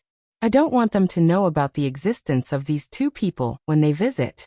After that, Professor Wei glanced at Bei Yunj coldly and was about to leave. Seeing this, Su Xianing also laughed. After Professor Wei left, she looked at Bei Yunj and Song Yao. Her gaze was filled with sarcasm and contempt. Song Yao, a person like you will be pulled down no matter who you cling to. If it were me, I definitely wouldn't be like you and still have the face to speak so confidently after killing someone. Song Yao's eyes moved, her eyes filled with forbearance. In the past 2 to 3 years, everyone thought that she was punished because she had harmed Yuling. Everyone tacitly agreed that she had been treated unfairly. Yao Yao, what do you want to eat? Bei Yunj suddenly asked and interrupted Song Yao's attention. I'm fine with anything, Song Yao said. Then let's have a meal first. Chapter 593. Teacher Gao's expression did not look too good either. Bei Yunj, don't go yet. Professor Do might. Teacher Gao, I'm sorry for troubling you during this period of time. Bei Yunj's eyes curved as she pulled Song Yao out of the classroom. Looking at Bei Yunj's figure, Teacher Gao felt an inexplicable strange emotion. To be honest, although he had little contact with Bei Yunj during this period of time, and even felt that this student was unruly and did not do her job properly. However, in terms of details, this student was unruly but well-mannered. Guer, do you really not want to participate at all? If you can get first place in this competition, It will be a valuable stepping stone for you to enter various research institutes in the future. I don't want to. Bei Yunj said slowly. Song Yao was speechless. What was this person thinking all day long? Stay here first. I have a call. Bei Yunj brought Song Yao to the private room and walked out. In the long corridor, the person on the other end of the call said in surprise, Miss, you're finally willing to contact me. I heard that you're the one who's preparing for the Mitchell Mathematics International Competition? Bei Yunj asked directly. Hearing this, the head of Lee University was stunned. He did not understand why he was asking about such a competition. The head of Lee University probed. Yes, do you have any juniors who want to participate? Bei Yunj continued. Yes, can you leave a spot? Of course you can. The head of Lee University agreed readily. Although this competition required professional qualities of the contestants, how could the juniors of the family be bad? One shoe building. Okay, thank you, director. Bei Yunj hummed in response. Before she could hang up, the director of the hospital hurriedly said, Wait. Can you reconsider the matter of our celebrity wall? Director, I'm sorry. I don't want my private life to be affected yet. Hearing this, the director's tone was regretful. Is that so? But you're really outstanding. Actually, our Neely University has always had the intention of recruiting you. Neely University is a top school and has never lacked talents. Bei Yunj smirked lazily and easily gave Director Lee a way out. A talented person like you would be fought over in any country. Speaking of which, if it weren't for Jones, would you have developed in country R? Head Elderly said with a regretful tone. After all, the treatment they received in our country's Confucian art circle had always been top-notch. There were also many scholars who had immigrated from country A. I won't. Bei Yunj answered without any hesitation, which stunned Dean Lee. Why? Obviously, country R could provide more resources. Bei Yunj didn't even lift her eyelids. She had been asked the same question since her last life. That's my family's teachings. These words made Dean Lee suddenly curious about country A. After all, their country's ancestors had never received such education. Meanwhile, Professor Wei was showing two people around the campus. Along the way, he attracted the attention of many people. This was Jasmine and Tich, the students of country R's top rich second-generation heir. Thank you for your hospitality, Professor Wei. Thank you very much for today. Jasmine smiled at Professor Wei. You're welcome. I've heard that you're also in Yincheng? Professor Wei said with a smile, but he was asking for information. Chapter 594. That's indeed the case. Our teacher has always been in Yincheng and has never left. Jasmine smiled. Then I wonder, will I have the chance to meet him? Professor Wei's mind was on the 8,000 questions. But who would have thought that a new scientific researcher in the computing field would actually solve the 8,000 questions in the mathematics world? If possible, he hoped to have a chance to interact with him and become the third person to solve the 8,000 questions. I'm really sorry. Our teacher doesn't like to meet strangers. Jasmine smiled helplessly. Neely University has always wanted to organize a wall of fame for our teacher, but they haven't been able to contact our teacher. At this point, Jasmine and Tich also felt a sense of pride. Back then, when Marcus asked them to follow the new members of the Our Nation's Computing Institute, they were still a little unconvinced. After all, they had always been the young elites in the industry. But later on it was their teacher's professionalism that taught them how to behave. But our teacher is in the Computing Institute. If you really want to meet him, you can visit Mr. Zhong Shenglin. Tich said. Really? Thank you. A smile immediately appeared on Professor Wei's face, and he continued chatting with Jasmine and Tich. However, I didn't expect the two of you to come to Yincheng personally. Jasmine's eyes were filled with envy. This is our teacher's hometown. We really want to see the place where our teacher grew up. Yes, I also heard that the teacher-student relationship in Country A is very good. Country A is very particular about respecting teachers. We have always wanted to get closer to our teacher. Tich nodded. Hearing this, Professor Wei also began to realize that these two top rich second-generation heirs did not put on any airs in front of him. It was a sincere respect for him. One had to know that the rich circle of our nation still had some residual feudal thoughts. But in order to get closer to him, these two had personally come to Yincheng to meet him. Thinking of this, Professor Wei could not help but feel envious. Suddenly, Tich received a call. Seeing the caller ID, Tich's tone immediately weakened. Teacher. Yes, have you eaten? The voice on the other end was slow. Yes, I've eaten. That thesis today. Before Tich could finish, he was interrupted. Just give me the thesis this week. How long will you be staying in Yincheng recently? More than half a month. Tich was a little stunned. He did not quite understand why Bei Yunj asked this question. Then are you free? Tiki answered without hesitation. Yes, I do. Between you and Jasmine, who is better at mathematics? Bei Yunj asked. That's about the same. Tich didn't dare to say anything about anyone, especially after Bei Yunj taught him mathematics the last time.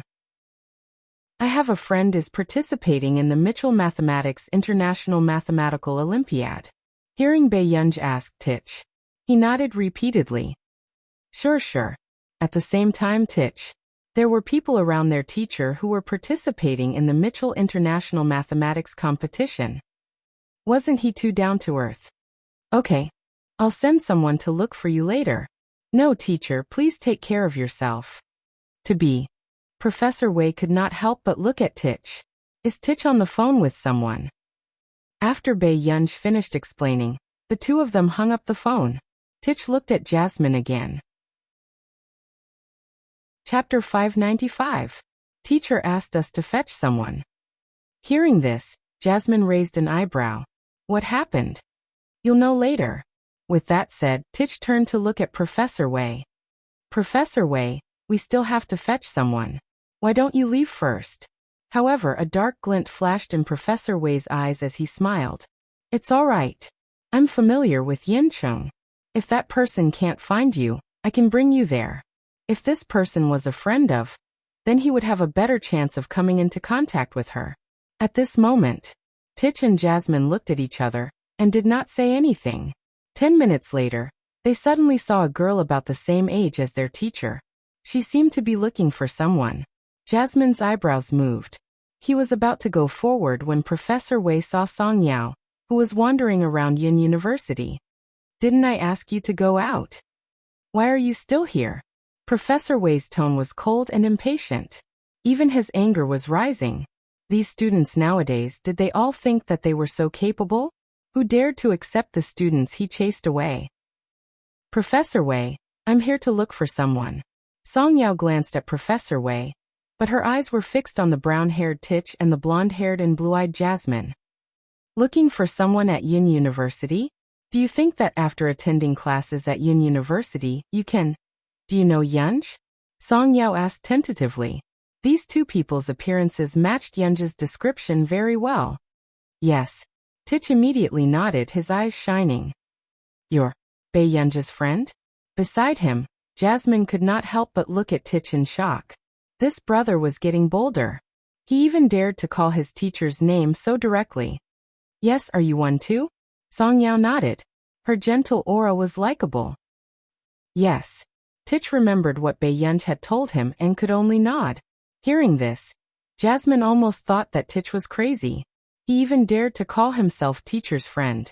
However, in the next second, Jasmine suddenly regained his senses. Tich might have said this because of his teacher's instructions over the phone just now. Nice to meet you. I'm Song Yao, Yunj's friend. Song Yao smiled. Professor Wei, who was watching this scene, froze.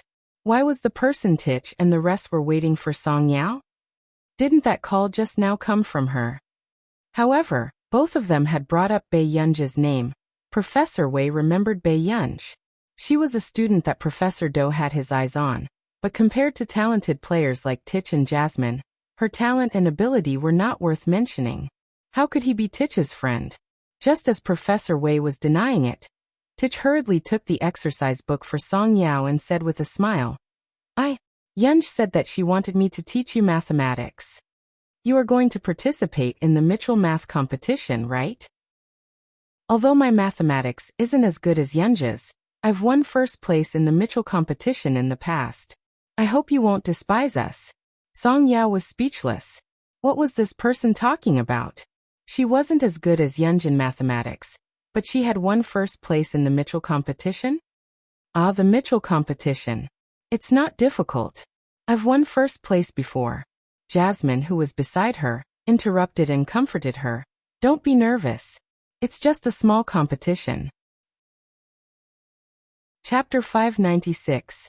Song Yao could not help asking, "What school are you from?" "I'm a postgraduate student from the computing department of Neely University," Tich said. "Me too. I'm in the same department as him. We're both interns at the Institute of Computing Technology in our nation." Jasmine added, "I'm an intern. Is it the one who solved the 8 questions?"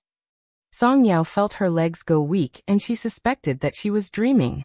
Was the big boss's student taking her under his wing? Hearing their identities, Song Yao felt that it was a waste of their talent to take her under their wing. Seeing this, Jasmine understood.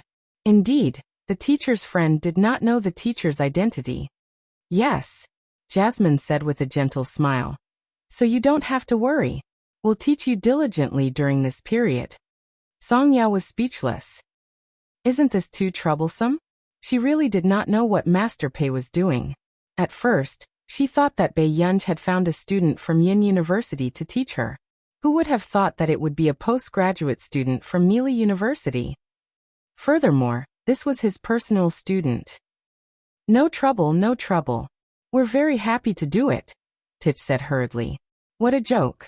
It was the first time their teacher had instructed them to do something. If they couldn't do it well, wouldn't they seem too useless?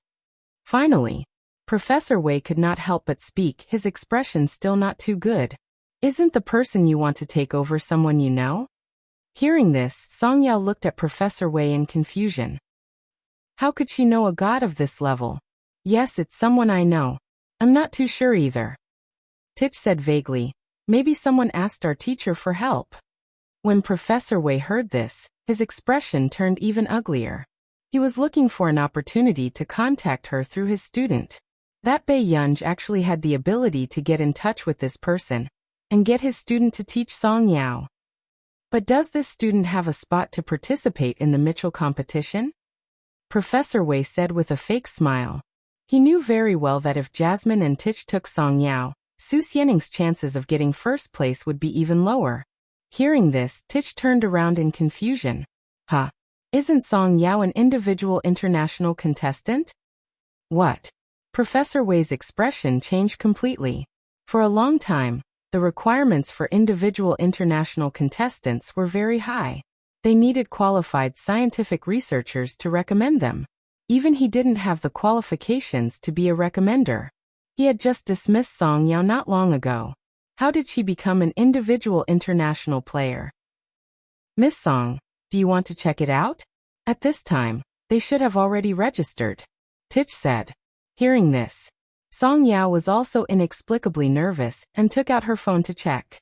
Not long after entering the website address, then her personal information appeared. Name Song Yao, sex, female, player type, individual international player recommended by. Seeing the last line, Tich and Jasmine's eyes were filled with envy. Even their teacher hadn't let them walk through such a special passage. An individual international player.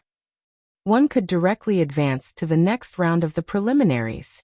This meant that as long as Song Yao passed the 4th round, she would at least be in the top 10. One had to know that in the past few years, almost no one had been able to pass the requirements of an individual international player. In this year, Song Yao was probably the only international player. All of a sudden, Professor Wei's expression was ugly and he regretted it even more. He had actually chased Song Yao and Bei Yunj away. Chapter 597. If he hadn't chased them away, would he have been able to get to know them through Bei Yunj? At this thought, Professor Wei's heart turned cold. He could not help turning to look at Song Yao, his voice stiff and slow. "Student Song, is Bei Yunj also an individual international contestant?" "She's not participating." At first, Song Yao did not understand why Bei Yunj was not interested in this competition. However, at this moment, When Song Yao heard what Tich had said and the recommender displayed on her phone screen, she seemed to understand why Bei Yunj was not interested in the competition. Song Yao took a deep breath and stared at the recommender displayed on the screen. It was really her recommender was actually.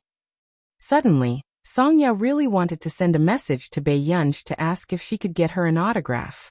This was a new scientific research big boss. At this moment, Professor Wei's expression darkened even more. It was over. He had really offended Bei Yunj.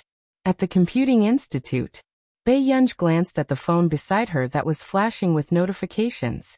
She did not plan to look at the message. She didn't need to guess to know that this was from Song Yao. Until 6 in the afternoon. When Bei Yunj was about to go back, she called Song Yao and walked out. However, she did not expect to see Fu Yanbai standing at the door of the car the moment she went out. It was obvious that he was waiting for someone. Looking at Fu Yanbai's gaze, Bei Yunj furrowed her eyebrows quietly. She vaguely felt that this person might be her. Yao Yao, I'll hang up first. With that said, Bei Yunj hung up. New World. When Fu Yanbai heard this name, he frowned unconsciously and a trace of coldness flashed past his eyes. Miss Pei, I have to remind you that that woman is not a good person. She looks gentle, but she has a vicious heart. Bei Yunj did not even look at him and planned to leave. Seeing this, Fu Yanbai immediately chased after her and handed the bouquet to Bei Yunj. He smirked. Don't you like these flowers? I've heard that no woman doesn't like flowers. The woman you like is called Yuling, right? Bei Yunj's words made Fu Yanbai pause. Then he calmly admitted, yes. She's a very bright and kind person. Although she's not as good looking as you and doesn't have your family background, her personality and yours. Young Master Fu, if it were me, the one who fell into the sea back then wouldn't have been me. It would have been you. Bei Yunj's slow words interrupted Fu Yanbai. Next. He laughed. Yes, you're even more daring than Ling. Was it because of Hua Shidu? He does care a lot about you. But Miss Pei, it's not easy to enter the Hua family. As soon as he finished speaking, before Bei Yunj could say anything, a woman's voice suddenly rang out. Young Master Fu, are you trying to take advantage of Master Du? Hearing this, Bei Yunj turned to look at the woman who was walking over. He was dressed in professional attire and looked very capable. His eyebrows seemed to resemble Tseng Su's. Miss Pei, my name is Tseng Yu. I just came back from K country 2 days ago. I'll be in charge of your daily life in the future. When Tseng Yu smiled, there were 2 little dimples on her face, which made her look more childish. Master Du is even willing to let Miss Pei use you? Fu Yanbai's words were vague. He was deliberately making Bei Yunj think that there might be something between Tseng Yu and Hua Shidu. It's my honor to be able to stay by Miss Pei's side. Master Du thinks highly of me. Chapter 598. With that said, Tseng Yu suddenly changed the topic and asked with a smile.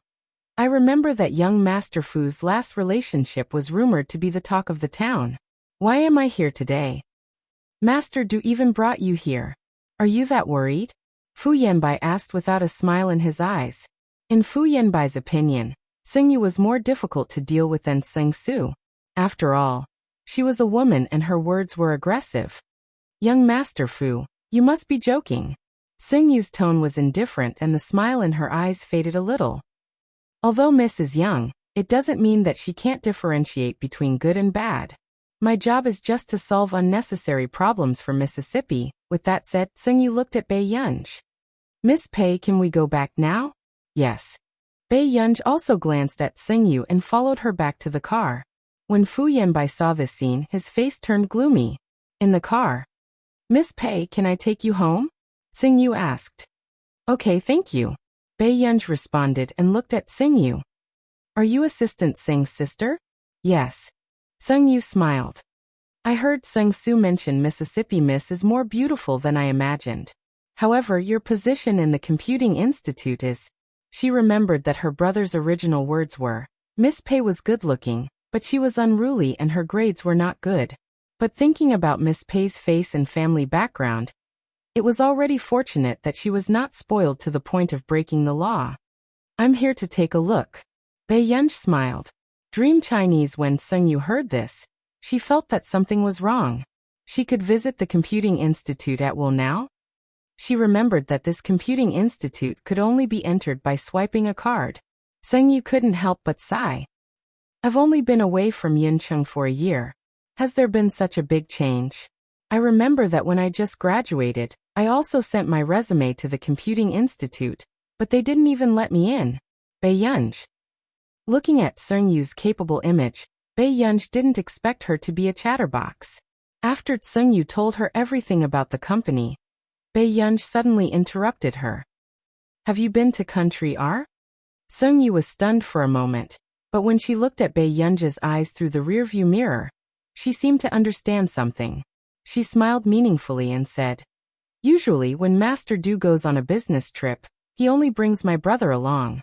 However, I heard from my brother that the women in Country are much more straightforward than those in Country A. Bei Yunj glanced at Sengyu. Not reserved? Yes, my brother has a market in Neely and was almost kissed by someone, let alone Master Du.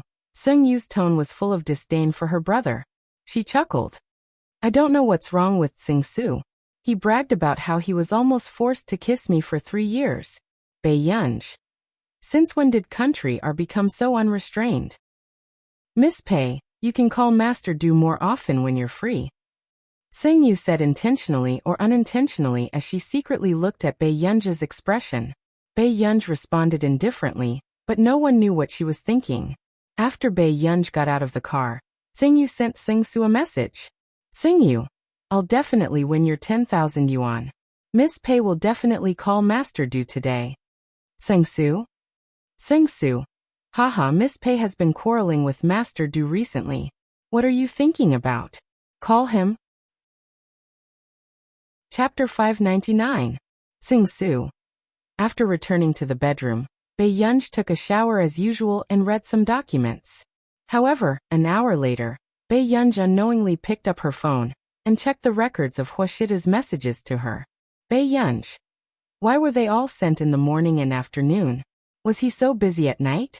With this thought in mind, Bei Yunj suddenly remembered Sengyu's words. Even Assistant Sung was so lucky in love. Moreover, this man had always been very attractive. Thinking of this, Bei Yunj's eyes moved. Just as she was about to send a message to Huashidu, she suddenly stopped. A moment later, Bei Yunj made a call. After about a minute or two, the other party picked up the call. Yin, what's wrong? The man's low and magnetic voice sounded even more textured through the current, teasing her eardrums. Brother, are you very busy? The man was silent for a moment. Bei Yunj heard him chuckle again. He said, I'm not too busy. Bei Yunj heard the man's deep and magnetic laughter. For some reason, her throat felt dry and she licked the corner of her lips. Suddenly, Bei Yunj said without thinking, Brother, can you video call me now? The other party seemed to be silent for a moment. His tone was nonchalant. Now. Can't I do it now? When the man heard this, he suddenly lowered his voice and chuckled. Yin. Then Bei Yunj heard him say slowly, Brother, any time is fine. Bei Yunj. This D***MN man was at it again. Give me 2 minutes, then I'll video call you, okay? Bei Yunj suddenly smirked and said with a smile, Older brother can do it now, right? The little girl's meaning was obvious. He had to make a video call to her right now. His Adam's apple bobbed as he chuckled. Yes, Yin is right. Although Huashidu did not understand the little girl's thoughts, he could clearly feel that his child was awkward. Not long after, Huashidu turned on his computer and sent Bei Yunj a video call invitation. As expected, Bei Yunj quickly agreed to the invitation. However, after the call was connected, the atmosphere in the air froze for a long time. Bei Yunj saw that the man's short hair was wet, and his upper body was naked. He seemed to have just changed into a pair of pants, and his firm and sexy 8-pack abs were faintly visible. It was simply too terrible. Bei Yunj. So, did Huashidu say that he wanted to wait for 2 minutes because he wanted to go and get dressed? The silence did not last long. She said, Brother, dry your hair. The man replied, Yes. The atmosphere was still awkward. The girl's ears gradually turned a faint shade of red. The man's eyes were fixed on her, and he couldn't hide the smile in the depths of his eyes. Yunyan, can Big Brother go and put on some clothes? All right. Hence, Bei Yunj saw with her own eyes that Huashidu took out a black shirt and slowly changed his clothes not far away. The man's lazy yet clean temperament, as well as his well-built waist, simply made people blush and their hearts beat faster. Bei Yunj. Couldn't he avoid the camera? Huashidu changed his clothes and returned. He glanced at the little girl wearing silver-rimmed glasses and smiled again. Yunyan looks good in glasses too. Bei Yunj accepted the compliment with a clear conscience and asked, when will Big Brother be back? In another week. The emotions in Huashida's eyes flickered, and his magnetic voice was filled with a smile. Did you miss me? Chapter 600. Okay. Bei Yunj responded and could not help but look at the man's impeccable face. She had to admit that every time she saw the man's face, the anger that had just risen in her would disappear completely. Seeing Bei Yunj admit it so straightforwardly, Huashida's Adam's apple bobbed unconsciously. His gaze darkened and his laughter was a little hoarse. Sometimes the recklessness and straightforwardness of a young man were the most moving. Suddenly, Bei Yunj saw the man's thin lips curl up. His magnetic voice sounded light and lazy, not hiding the gentleness that made her blush and her heart race. Child, I miss you too. At this moment, Bei Yunj's hand that was holding the pen froze. Her heart was beating wildly. There was a knock on the door. I'll hang up first. After Bei Yunj regained her senses, she immediately wanted to hang up the video call. Even her mind was in a mess. The lethality of this sentence was simply too great. However, suddenly, she saw Huashidu open the door and heard the woman's voice. Mr. Hua, I don't think there's hot water in my bathroom. Can you help me take a look? Although it was a foreign language, Bei Yunj understood the woman's intentions very well. However, the man's eyes darkened and he smiled. No need. I happen to have a favor for you. With that said, Bei Yunj did not quite understand what he meant at first. Huashida's voice was cold and magnetic. It was obvious that he was not easy to seduce. However, the woman did not want to give up. Her coquettish and teasing voice made one's heart itch. Then can I take a shower here, Mr. Hua? At this moment, in a hotel, if there was a problem with the hotel facilities, she would not look for the hotel management but a stranger for help. In the next moment, the woman was probably afraid that Huashidu would not believe her, so she said pitifully, I have no choice. As a female celebrity, if I appear in front of a stranger like this and get photographed. Miss, I don't have time to fix the water heater in your bathroom. Instantly, the smile on the blonde woman's face froze. She was even more suspicious. Where did this woman come from? Not long after, she suddenly noticed the video on the computer screen. Huashidu did not speak. He only turned around and walked into the inner room. Seeing this, the blonde woman was overjoyed. But the next moment, she heard the man say lazily, Baby, someone wants to take a bath here. Do you think it's okay? Bei Yunj looked at the woman who had walked in without permission. She lazily rested her chin on her hand, and did not hide her purpose. She smiled and said, I'm sorry, sister. I'm very possessive. I don't intend to lend you anything, whether it's things or people. The woman's expression changed. Of course, she understood what Bei Yunj meant.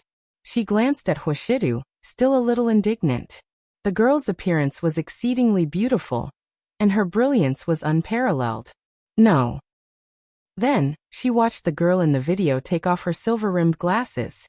Her eyes looked like they were smiling, but there was a natural laziness to them. Bei Yunj also realized that Huashidu was looking at her. She immediately found an excuse and hung up the phone. Miss Pei actually had a video call with Master Du? After they left. But not long after, Sung Su came to knock on the door and happily invited this female celebrity away. Before this, Sung Su saw Bei Yunj on the phone with Huashidu and widened his eyes in disbelief. However, not long after, Huashidu's words suddenly appeared in Bei Yunj's mind. P.S.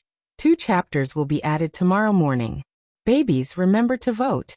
The top 15 of the monthly votes list will be added with 4 chapters in the morning. Chapter 601. Baby, someone wants to bathe at my place. Do you think it's okay? Instantly, Bei Yunj looked up at the report she was writing. She did not know when, but half of the report was written with Huashidu. Had she been bewitched by that D***MN man? Bei Yunj immediately deleted most of the Huashidu and continued writing the report at hand. The next day, Bei Yunj received a call. Old Master was suddenly unwell and asked her to watch the music concert with Xiang Yan. Old Master Qin was worried about Xiang Yan going alone. All right, Old Master. Bei Yunj slowly walked downstairs and said leisurely, "You're so good to him. I almost suspected that he was your biological grandson." "What nonsense are you talking about again?" Old Master Qin scolded jokingly, but it was not difficult to hear his indulgence towards the younger generation. "All right, let's not talk about it anymore. I'll go pick him up now." Bei Yunj looked at her watch, hung up the phone, and got into the car to go to the hospital. She realized that Xiang Yan had already changed his clothes. He was wearing a simple navy blue t-shirt and trousers, making him look even more gentle and elegant. If this person could stand up, he would probably be the most popular person in the world. "The nurse came to help me change just now," Xiang Yan explained. Bei Yunj nodded and pushed Xiang Yan out of the hospital. Along the way, Xiang Yan smiled gently. "Did Old Master ask you to accompany me?" "Yes, he's worried about you," Bei Yunj said casually. She did not feel unhappy that she had been sent on a mission. "Did I delay you? Old Master's matters are the most important." Hearing Bei Yunj's words, Xiang Yan could not help but smile. Indeed, although this girl did not look easy to get along with, she was a filial girl. Cool record literature along the way, Xiang Yan told Bei Yunj a lot about the current music trends. He did not care if Bei Yunj was listening. Until they arrived at the concert venue, Xiang Yan took out 2 tickets and was invited in. "The tickets this time don't seem to be very good." Xiang Yan handed one to Bei Yunj. Bei Yunj took a look and saw that it was a VIP seat. However, for this concert, there were other classes of seats above the ordinary VIP. "Do you want another seat?" Bei Yunj remembered that Du Xiao had said that 90% of large-scale concerts were attended by the International Musicians Association. It was not difficult to get a ticket internally. "Forget it, this is not bad either." Xiang Yan did not plan on telling Bei Yunj that it was very difficult to get the tickets this time. The price outside had already risen to more than 100,000 yuan for an ordinary ticket. Bei Yunj nodded and didn't say anything else. "There's still half an hour before the concert. Let's go eat something first," Xiang Yan said. There was a self-service R-style afternoon tea outside, and the desserts were exquisite and beautiful. Subsequently, it was only when Bei Yunj was picking out snacks by the side that Xiang Yan saw Nancy's message. "Xiang Yan, I'm not only doing this for my successor, but also for you. Back then, you were also a prodigy in everyone's eyes. Are you going to give up on yourself just like that?" Xiang Yan did not reply and only looked at the ticket in his hand. His lips curled into a faint self-deprecating smile. What was there to be proud of about a prodigy who had fallen into a quagmire? In the past, he would receive tickets to this concert every year, but they were always platinum seats. This year, for some reason, it had become an ordinary VIP ticket. The Xiang Yan of the past no longer exists. Xiang Yan lowered his eyes and muttered to himself in a hoarse voice. His gentle eyes were filled with suppressed restlessness and decadence. "P.S. It's coming. Be good and stay in the top 15 monthly votes. Don't let old Su drop out halfway through his update." Chapter 602. All of a sudden, a clear voice sounded. The current Xiang Yan is still Xiang Yan. Xiang Yan looked up and saw Bei Yunj, who was biting the cake fork, looking at him. She took the fork down and fiddled with the cake in her hand. "Xiang Yan, it's hard, but get through it." Hearing this, Xiang Yan looked at Bei Yunj in front of him. His hand holding the phone inexplicably heated up. Not long after, Bei Yunj and Xiang Yan were about to return to the concert. They were almost bumped into by someone who suddenly ran over. Bei Yunj frowned unconsciously. There was a faint coldness in her eyes. Before she looked up, she saw the gorgeously dressed woman in front of her turn her head and sneer at the foreign man who was rushing over. "Am I causing trouble for you?" The woman pointed at Bei Yunj and questioned the man. "This sister should be your type, right? You are rich and powerful. Others may be willing to follow you, but I will never." Her tone was filled with loftiness and arrogance. This scene of expressing her arrogance as if there was no one else around made Xiang Yan and Bei Yunzhi's eyes cold. Bei Yunzhi savored the woman's words and licked her red lips. She smiled carelessly and said, "Why do I feel unhappy when I hear this?" With that said, the arrogant woman froze for a moment. It was probably the first time she had met someone who said that. She turned her head and saw Bei Yunzhi's face clearly. Her expression changed immediately. She had always been proud of her looks. Back then, many socialites in Yuncheng had lost to her face. Even the eldest daughter of the Song family, who had been praised by everyone, was at most on par with her. But the girl in front of her was the same as her. They were both gorgeous. But compared to this girl, she, who used to brag about her charm, was inexplicably tacky. Even if this girl didn't speak, she had an innate elegance and self-restraint. Ling, the foreign man, immediately stepped forward, grabbed the woman's hand, and apologized to Bei Yunzhi. "I'm very sorry. My friend was reckless and made a fool of himself." The foreign man spoke the language of country A. It seemed that the woman beside him did not understand the language of country R. "Tell your friend to be more sensible." Bei Yunzhi glanced at the woman slowly.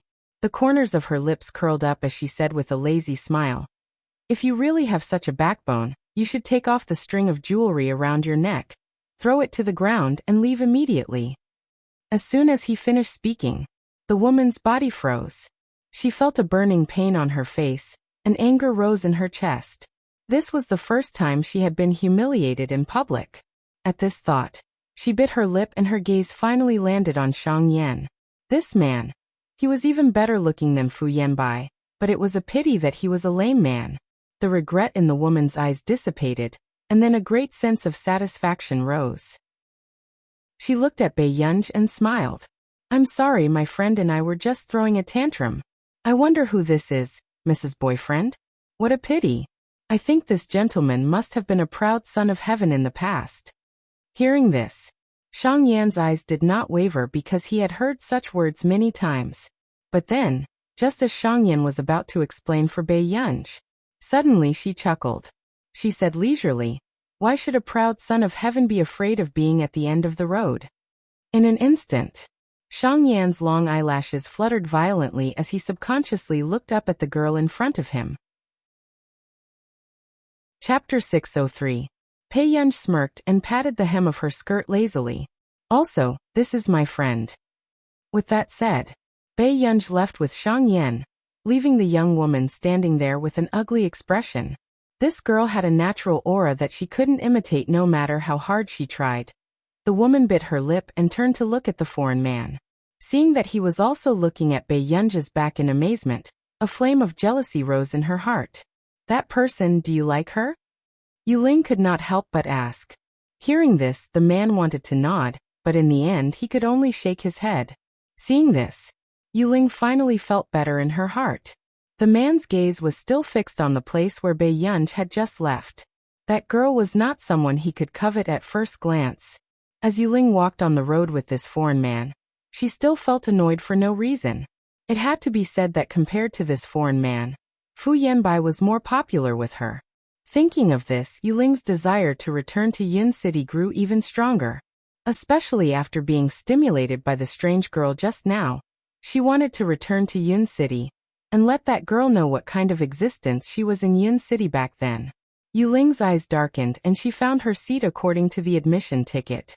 But what she did not expect was, looking back, she found that Bei Yunzhi and that man were only in the ordinary VIP seats.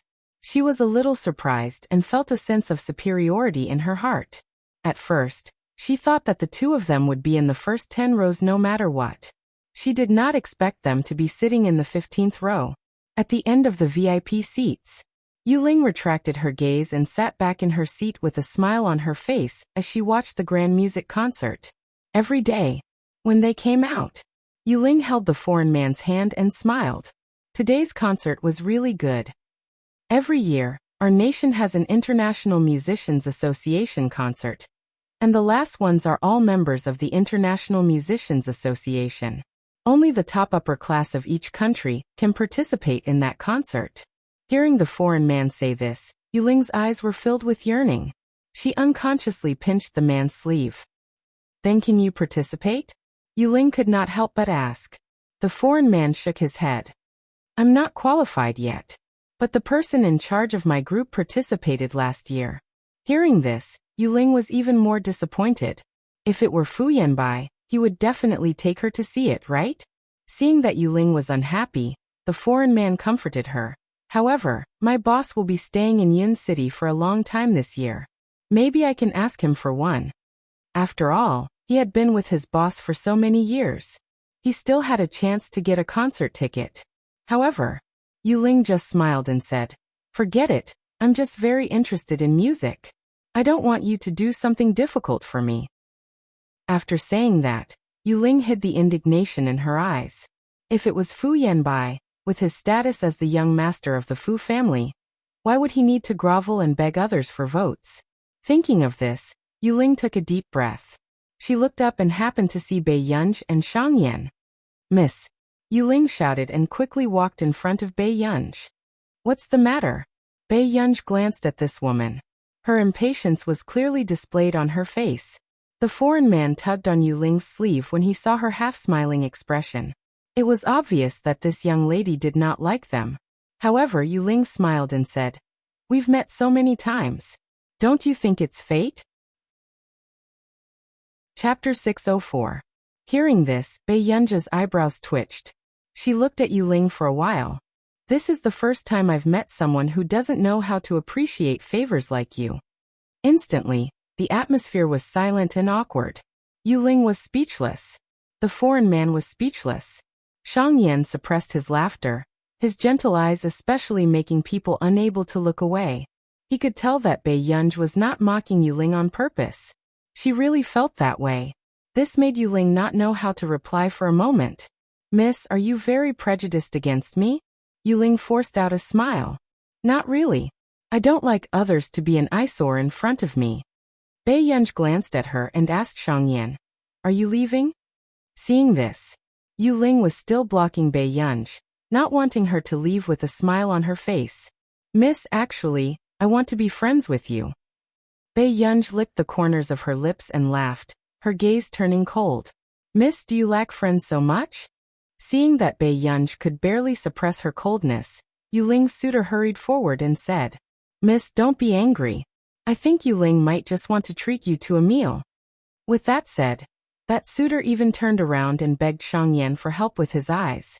Hearing this, Yuling seemed to have thought of something as a dark look flashed past her eyes. She started to show weakness. Yes, miss, I don't have any ill intentions. With that said, Yuling bit her lip and looked at Shang Yan. Bei Yunj raised an eyebrow. Shang Yan then before Bei Yunj could say anything, Shang Yan said, Yunj, do you have time?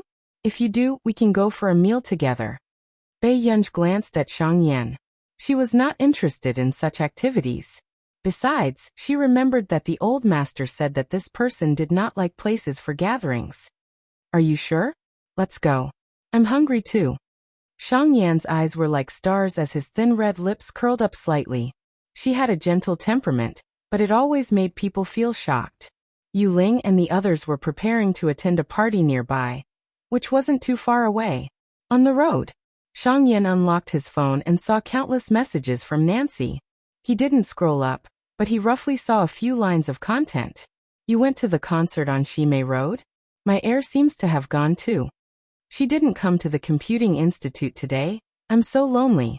Speaking of which, she doesn't talk to me when she's around. Although our girl is only a high school student, she's really quite pretty. I guarantee that she'll be the prettiest one at the concert. Girl? Shang Yan's brows twitched as he looked at Bei Yunj. Did you just call me?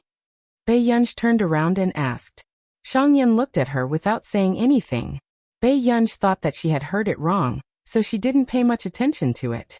At this moment, Shang Yan was silent for a moment before sending Nancy a message. S.Y. Bei Yunj. A few seconds later. Nancy. Nancy, how do you know Guer's full name? Seeing this message, Shang Yan's heart skipped a beat as his eyes darkened. How could the air that Nancy had her eyes on be Bei Yunj? At this thought, Shang Yan suddenly thought of what old Master Qin had said to himself in the hospital. My Guer doesn't know anything. She's only good-looking and easily provokes bad guys. What will happen if I pass away? Shang Yan was speechless. So his granddaughter who didn't know anything was? P.S. Pfft, I can't tell your capabilities usually. So many people are watching the update. Old Sue, go prepare to update. There are still 6 updates left. I'll leave the monthly votes ranking to you guys. If you don't fall off the rankings, keep updating. Chapter 605. It took Shang Yan a long time to mentally prepare himself. Previously, he was already surprised enough when he heard Nance say that the high school student he had his eyes on was. Even though he had graduated from Neely University and had seen countless geniuses, her talent was the most unimaginable to him. Now, what shocked him even more was that it was actually Bai Yunj, an elder young miss who looked like she had a bad temper. Even her grandfather had always thought that his granddaughter didn't know anything. Shang Yan looked at the figure in front of him. Before long, he replied to Nance. "SY. I agree to the matter you asked me to consider. SY. I'll return to our nation after some time." At this moment, Nance, who was at the Computing Institute, suddenly saw Shang Yan's message and was jolted awake. What was going on? Why did such a difficult person like Shang Yan suddenly agree? Just as Nance was feeling confused, Bai Yunj had already entered the banquet venue. She realized it later. Bai Yunj also sensed that something was wrong. She felt that the name Yuling sounded a little familiar. Soon, Bai Yunj suddenly remembered. Yuling Fuyenbai's sweetheart? Was she not dead? Or did she recognize the wrong person? Yunj, what are you thinking about? Shang Yan had arrived beside her at some point in time. Nothing. I just think that woman's name sounds a little familiar. Bai Yunj said slowly. Hearing this, Shang Yan smirked. Maybe they really know each other. I heard from George that Miss Yu used to be from Yincheng. 2 to 3 years ago he saved her from the shore. Hearing Shang Yan say this, Bai Yunj was almost certain that this Yuling was the Yuling she knew. Looking at Bai Yunj's expression, Shang Yan roughly knew that Bai Yunj was really related to this Yuling. Did she have any unhappiness with you? Shang Yan asked. No. Bai Yunj's lips curled up. She did have some unhappiness with my Tian. The banquet was held by the riverbank, which was paved with solid wood. The lights and moonlight reflected on the sparkling ripples. Behind the green trees were white villas. Wherever his gaze landed, it was like a painting. You are Mr. Ji, aren't you? Yuling's voice sounded. At this moment, Ji Yiqing turned around and saw a woman in a wine-red dress with scales and spaghetti straps. She was extremely charming. If it was in the past, Ji Yiqing might have been attracted as well. Unfortunately, he happened to see Bai Yunj in a gown at Uther residence that time. The girl had black hair and snow-white skin. Her excessively beautiful eyes carried a faint smile without any warmth. That was the first time Ji Yiqing had a strong sense of why the demon concubine could turn all living beings upside down. Miss Yu, you've come. Ji Yiqing nodded and said with a smile. Last month, I was very grateful that Miss Yu was willing to accept the temporary blood donation. Otherwise, my sister might not have been able to keep her life. Yuling suppressed the surprise in her eyes. She didn't expect the younger brother of the noble lady she saved to be so decent. Then she smiled and said, It's just a blood donation. After all, it's 2 lives. I heard that Miss Yu also faints at blood. You're really kind. Ji Yiqing curled his lips and said, By the way, is that gentleman Miss Yu's boyfriend? No. Yuling immediately denied it. Seeing Ji Yiqing's stunned expression, Yuling hurriedly lowered her head and gently tucked her long hair behind her ear. I don't have a boyfriend. Chapter 606. Ji Yiqing looked at Yuling in front of him and felt that it was a little strange, but he did not know what was strange. He could only nod. Then he remembered his sister's intentions and handed a gift box to Yuling. Yuling was flattered. Mr. Ji, what are you doing? My sister asked me to give this to you. She's in confinement now and can't express her gratitude to you in person. So she asked me to bring it to you. Who knew? Hearing this, Yuling's expression suddenly did not look too good. Mr. Ji, with your sister's situation, if it was someone else, I would have helped them too. I really don't need your thank you gift. Ji Yiqing raised his eyebrows and laughed carelessly. Miss you, did you misunderstand something? I appreciate Miss Ji's kindness. Mr. Ji inviting me to the banquet today is already considered a thank you gift for me. Yu Ling insisted. Hearing this, it was Ji Yiqing's first time encountering such a situation. If Miss Ji really wants to express her gratitude, why don't you treat me to a meal when she's free? Yu Ling said with a smile, a dark look flashing past her eyes. Back then, she wanted to see the people of the high society through Song Yao. Unfortunately, Song Yao had never been friendly to her. All right, then I'll deal with this thank you gift separately. Ji Yiqing nodded and did not forget to say with a smile, if Miss Yu needs any help in the future, you can look for me too. Hearing this, Yu Ling's heart beat faster and her cheeks flushed slightly. What's Mr. Ji's occupation? Don't misunderstand, I just feel that Mr. Ji's aura is very different. Ji Yiqing said, soldiers. My family has been in the army for generations, but because my mother's family is in business and she's the only daughter, she also has a business. That's very impressive. Yu Ling could not help praising. I'm very envious of Mr. Ji for having such a good living environment. As for me, I don't even know what to do if I want to return to Yincheng. You want to return to Yincheng? Ji Yiqing looked at her. Bean Bookstore. Yu Ling bit her lip, as if she found it difficult to say what she was going to say next. I used to have a very crazy boyfriend. I'm afraid that he'll find me. How about this? If Miss Yu really wants to go back, I can help you. Just as Ji Yiqing was halfway through speaking, he glanced around from the corner of his eye and happened to see a familiar person. When Yu Ling saw that Ji Yiqing had suddenly stopped speaking halfway, she subconsciously looked back. But to her surprise, the man was looking at Bei Yunj in the middle of their conversation. Yu Ling's expression changed. She forced a smile and deliberately asked, does Mr. Ji know that young lady? I met that lady on the road today. The man in the wheelchair next to her might be her boyfriend? He's not. After Ji Yiqing finished speaking, he walked towards Bei Yunj without waiting for Yu Ling to continue speaking. This almost caused Yu Ling's face to darken. Ling, does Mr. Ji know that young lady? I don't know. Yu Ling's face was cold as she followed him and ignored George. At this time, Bei Yunj heard a familiar voice. Why is Miss Pei here? Bei Yunj turned around and saw Ji Yiqing. Let's eat, she said. Ji Yiqing. This person didn't seem to know that this was a banquet hosted by the Ji family. What was wrong with Master Du? He didn't even give the young lady food? Does your brother know that you're eating at my house? Ji Yiqing asked with a smile. Chapter 607. Bei Yunj paused. Your house? Ji Yiqing nodded, then looked down at the gift box and casually stuffed it to Bei Yunj. Take it. Bei Yunj frowned unconsciously. What is it? It should be jewelry. I don't need it either. Ji Yiqing had never asked his sister, but according to his sister's generosity, it was undoubtedly a gem. Bei Yunj placed the gift box on the table. I don't need it either. She found it troublesome to keep the 3 safes that Qin Luyan and the other 2 had sent her last time. Miss Pei is too disrespectful. Ji Yiqing chuckled unconsciously. It's just a small thing. Take it as a thank you for helping to contact them. Or can you bring it to her?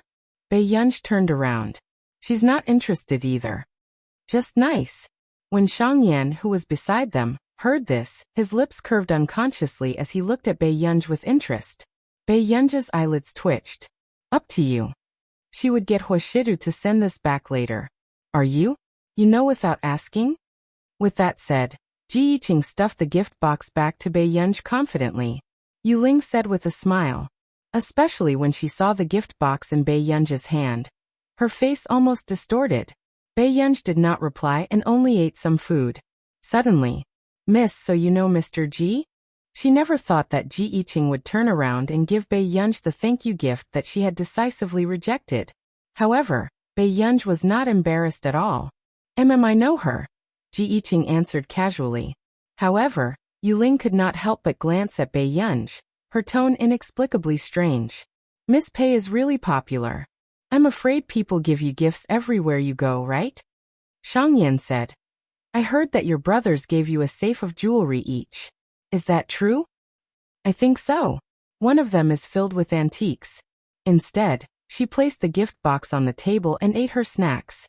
All of a sudden, Qin Luyan and the rest? I heard that the Qin family has been in the limelight recently. I don't know why, but EG Corporation is in a hurry to cooperate.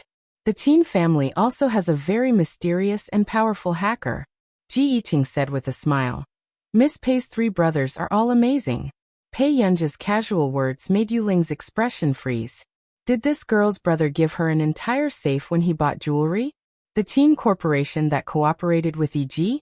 Previously, she had heard George mention that this was a new force that was at the peak of its power. At this moment, Yuling, who was by the side, practically froze all over. Qin Lang? Yuling asked with a stiff voice. How could he be this girl's brother? I know that it's unlikely for your brother to have a girlfriend. What about Qin Yu and Qin? And Bei? Is Kate? Ji Yiqing was still excited when he talked about Pei Yunji's family. Were these two people the ones she knew? Miss, you should have left country for some time. On the other hand, Yuling's mentality almost twisted as an indescribable jealousy spread. Back then, she thought that Song Yao was already a rich young lady that everyone envied. If she could win against Song Yao, she already had the ability to make people envious. But what was wrong with this girl? P.S. There are still 3 chapters left. Be obedient and remember to vote. Chapter 608. Why did someone have everything the moment they were born? This feeling of indignation was even more indignant than when she found out that Song Yao was the eldest young miss of the Song Corporation. Bei Yunji was not interested in the conversation around her. She turned around. When are you going back? I'll send you back first. Shang Yin shook his head and smiled. I've already called someone to pick me up. Hearing this, Bei Yunji raised her eyebrows. She had always thought that Shang Yin did not have any acquaintances in Yincheng. Okay. Bei Yunji nodded.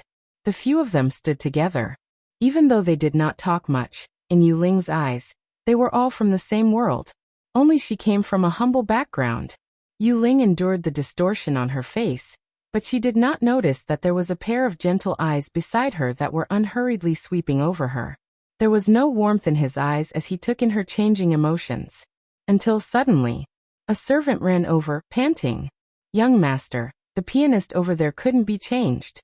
I bumped into young Master Fu on the way, and young Master Fu sent someone to us. Sent someone? Ji Yiqing remembered that he did not have much of a relationship with Fu Yanbai.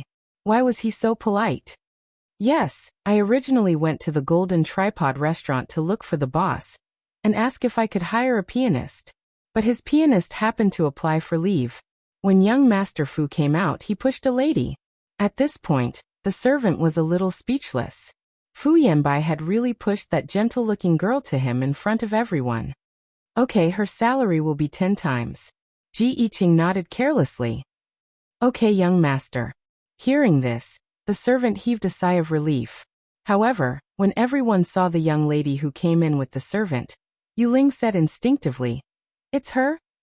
After a while, Yuling finally realized that the Song family was gone. It was understandable that Song Yao would appear here. Dong dong. At this thought, Yuling could not help but sigh at how times had changed. However, more than that, she felt an inexplicable sense of superiority and joy. Look. The high and mighty eldest young miss of the Song family was now playing the piano for her, a guest. How interesting. Yuling could not suppress the smile on her lips. Mr. Ji is such a good person. 10 times the salary. As soon as he finished speaking, before Ji Yiqing could speak, a figure at the side suddenly walked over. Yunji. Ji Yiqing reacted, not knowing what was going on.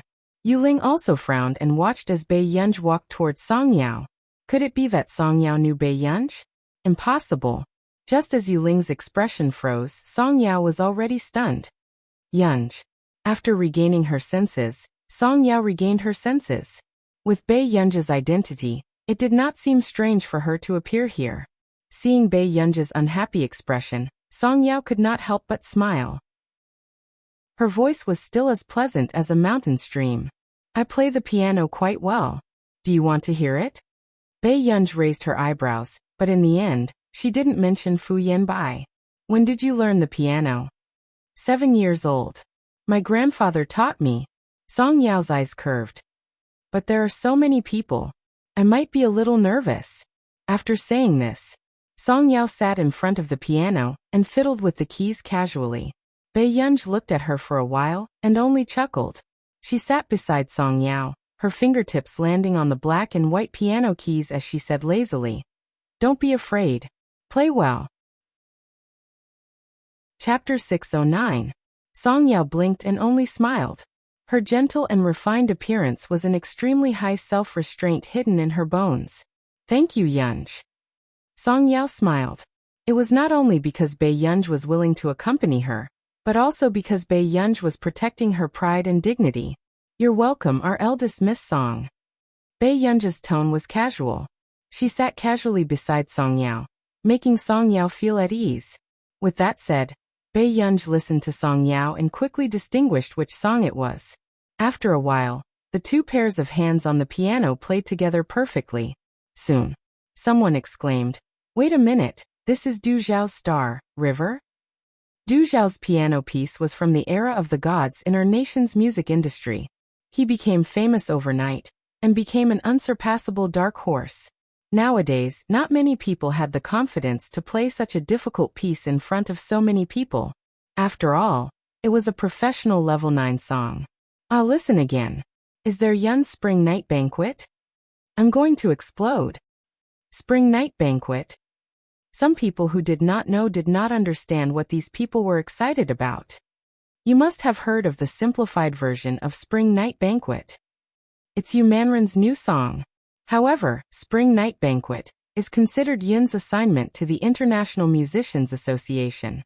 It's simply a perfect assignment for the International Musicians Association. The girl said excitedly.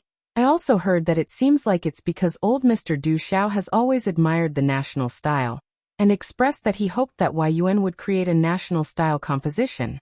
That's why there was this Spring Night Banquet. The original song is too magnificent and shocking. It's like a reappearance of the ancient dynasty. Other than her professionalism, even the simplified version of Yu Manrin's lyrics was written by Yun herself. My professional professor said that this is the benchmark of the national style. The amateurs who did not know much shut up. However, it sounded very godlike. This young lady is so amazing. She actually changed Spring Night Banquet to this. With River as the main theme, the style is harmonious and complements each other. At this thought, the girl suddenly felt very sad. No way. A big boss of this level is playing the piano at a banquet? What about me? After graduation, won't the only way out is to play the arrow on the road? Stop dreaming. It's not even your turn to play the arrow, her best friend whispered next to her. The girl. Not long after. Suddenly someone reacted. Isn't that the eldest daughter of the Qin family? The eldest daughter of the Qin family plays the piano so well. Someone was surprised. The one beside him looks familiar too. Don't even think about it. To be able to reach this standard, she must be a socialite.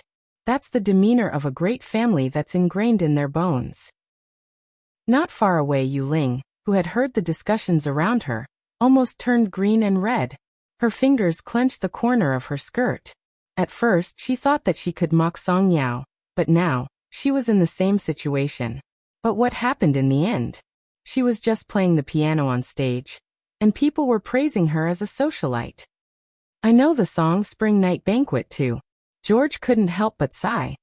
In country your folk songs are actually very difficult to sell. But this Yun became the newcomer king of this year's International Musicians Association with Spring Night Banquet.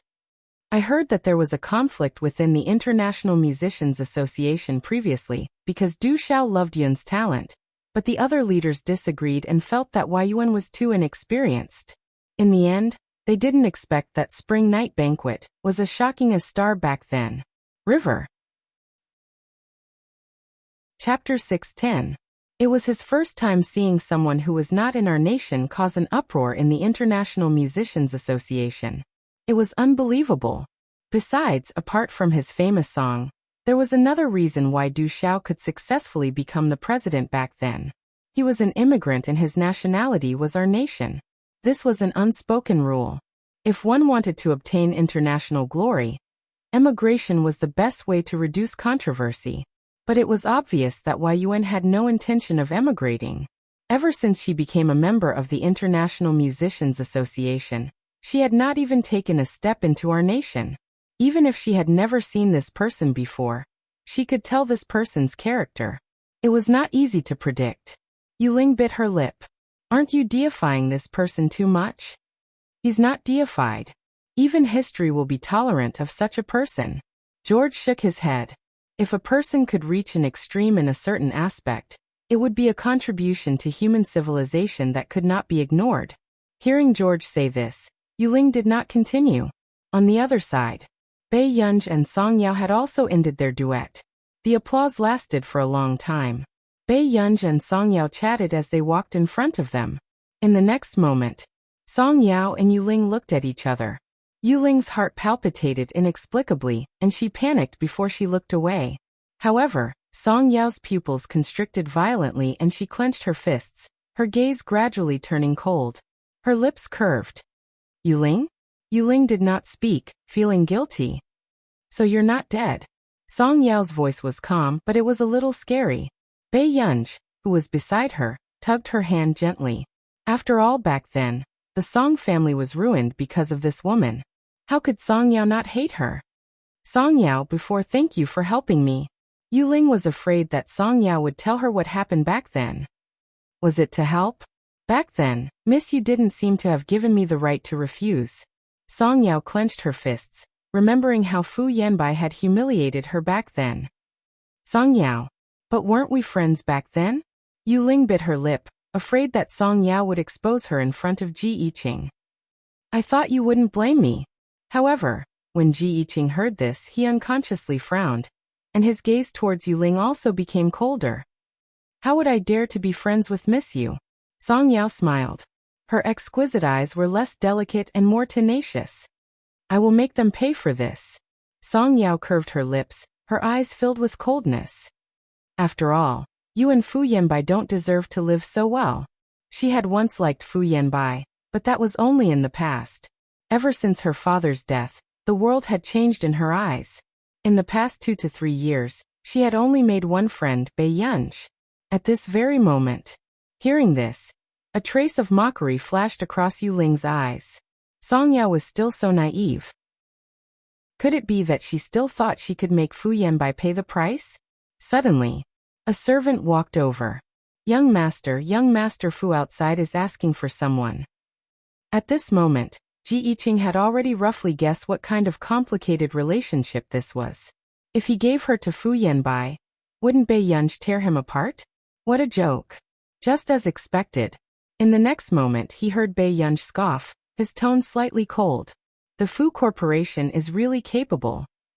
Hearing this, the servant also felt that something was wrong. Miss. She smirked. If he wants my person, let him come personally. Chapter 6:11. With that said, Bei Yunj pulled her to the table next door to get desserts. At this moment, just as Yuling was feeling mocked that Bei Yunj dared to treat Fu Yanbai like this, the Ji family's servant spoke. Young Master, can I get Young Master Fu to ask for her?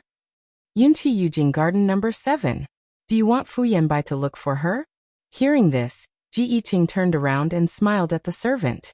The servant was speechless. Number 7. If he remembered correctly, it was the place where that person from the Huo family lived. What a joke. Hu and Yunqing dared to go to the Huo family to ask for her. You don't have to say anything. Just tell Young Master Fu that Miss Pei took her away. Ji Yiqing could tell that Bei Yunj knew Fu Yanbai too. Yes. After the servant left, Yuling could not help but ask, is the Qin family very powerful?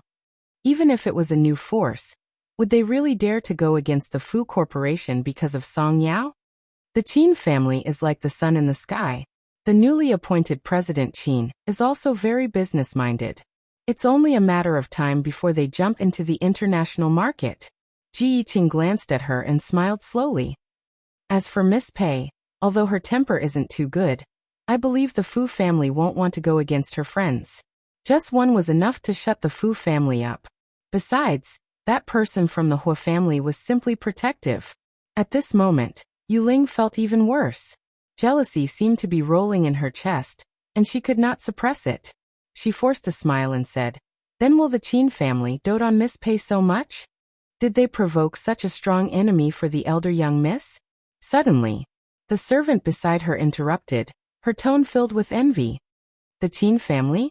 The Qin family is famous for doting on their only sister. Back then, our young master was also invited. That birthday banquet at Uther residence cost more than 100 million yuan.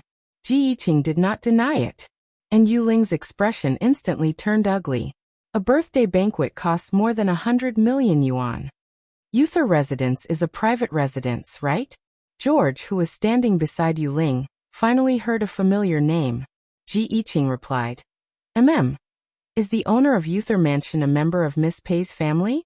George's tone was full of envy. The Uther Mansion was designed by a famous architect in our country. He spent half of his life to design it.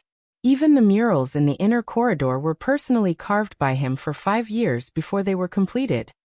I'm not too sure about that. If you want to take a look, you can ask Miss Pei. Ji Yiqing smiled. That residence belongs to Miss Pei? George asked subconsciously. That's not it. Ji Yiqing chuckled. If Miss Pei likes the moon in the sky, the owner of this mansion will think of a way to pluck it for her. What's more, it's just a mansion. Hearing this, George fell silent. Why was Miss Pei's life better than their country's princess? At this time, Bei Yunj happened to be back. She looked at Ji Yiqing. Did you call me just now? No, but Mr. George wants to visit the Uther residence. Can you ask your wife? What? Bei Yunj frowned. Just as George panicked and was about to deny it, Ji Yiqing spoke again. It's the place where you celebrated your birthday. Did that person give you the key? The key? No. Without waiting for Ji Yiqing to speak again, Bei Yunj said, My brother gave it to me. He said it was a 19th birthday present. Chapter 6:12. Ji Yiqing was speechless. Why didn't Master Du give him a platinum royal hotel on his 19th birthday? He didn't even manage to get her, and he had already given Uther residence away? What's wrong? Bei Yunj raised an eyebrow. Seeing that Ji Yiqing's expression was not too good, she probed. Is the feng shui of that place bad? Even if the feng shui was bad, she could not return what her brother had given her. Ji Yiqing was speechless. George was speechless. No one had considered this question since the beginning of the last century. Yunj, do you know Uther residence? Ji Yiqing felt like he could not find his voice. Bei Yunj did not know what Ji Yiqing wanted to ask her. She paused and said, It's a rather old but pretty house. Ji Yiqing was speechless. Bei Yunj turned around and glanced at George. You want to walk around, right? Then I'll go and ask where the keys are. She heard from Huashidu that this house needed regular maintenance, so Bei Yunj did not care much about it. No need, no need. George hurriedly rejected. What if he entered and lost something valuable inside and couldn't afford to pay for it? Bei Yunj was speechless. Why are all these people acting so strangely? Yunj, don't lose the keys in the future. Song Yao, who was beside her, suddenly tugged at Bei Yunj's sleeve carefully. Her grandmother used to be an architect, and she knew about this Uther residence. However, she never thought that one day, the owner of this residence would be standing beside her. Bei Yunj felt that something was wrong with this random instruction. However, in the next second, she turned around and asked Shang Yan, Should I send you back first? No need. I'll chat with Mr. Ji for a while. The person who came to fetch me is almost here. Bei Yunj was surprised to see that Shang Yan and Ji Yiqing were getting along well. She nodded. Brother Ji, take care of Shang Yan, Ji Yiqing said with a smile. Okay, be careful when you go back with Miss Song. After Bei Yunj and Song Yao left, Shang Yan smiled. Mr. Ji's wine is very good. It's good that Mr. Shang likes it. Ji Yiqing smiled calmly. He had deliberately mentioned Huashidu just now. Clearly, he was afraid that Shang Yan would have feelings for Bei Yunj, and wanted Shang Yan to retreat. Shang Yan's fair and slender hands held the wine glass as he looked at the red wine inside. I do like it very much. But I also know that my body can't bear this love. With that said, Shang Yan placed the wine glass on the table. At this moment, only Ji Yiqing knew that Shang Yan was not talking about wine. Ji Yiqing's eyes darkened. He only laughed and didn't say anything. And not long after, suddenly, a young man that Ji Yiqing found familiar walked over. He called out respectfully, but it was not difficult to hear the excitement and nervousness in his voice. President Shang. Nieyu. A hint of surprise flashed across Ji Yiqing's eyes. Wasn't this the assistant to the top decision-maker of Higgins Group a few years ago? Nieyu was stunned for a moment before he recognized Ji Yiqing. He smiled and said, "So it's Mr. Ji. You know each other?" Ji Yiqing asked. "This is my boss." Nieyu nodded. When Ji Yiqing heard this, he was stunned. So this man in the wheelchair was one of the top decision-makers of Higgins Group back then? Chapter 6:13. Ji Yiqing suddenly felt that Shang Yan's conditions were not bad. If nothing happened to his leg. "Mr. Ji, my people are here too. Let's meet again in the future." Shang Yan smiled. "Mr. Shang, have you not been to Country R in the past few years?" Ji Yiqing asked. After all, he had not heard much about this person in the industry in the past few years. "Yes, but I'll be going back in a while." Shang Yan's words also shocked Nieyu, who was pushing the wheelchair behind him. Was President Shang finally willing to come back? In the past, no matter what he said, Shang Yan was unwilling to hear any more news from Country R. He thought that it would be difficult for him to see Shang Yan pull himself together in this lifetime. At this moment, Yu Ling, who was observing from the side, also sensed that this man in the wheelchair probably had an extraordinary identity. She clenched her fists instinctively, her nails almost digging into her flesh. She bit her lower lip tightly and her eyes were dark. God was really unfair. Why was it that a person like Bei Yunji's life was so smooth? She could get what she wanted with just a curl of her finger? What about her? Her mother had passed away and her father was only a high school teacher. She had been taught to tolerate since she was young. Why should she give in to these people? Why couldn't she have a good life? At this thought, Yu Ling's jealousy almost swallowed her rationality and her expression was a little ferocious. No.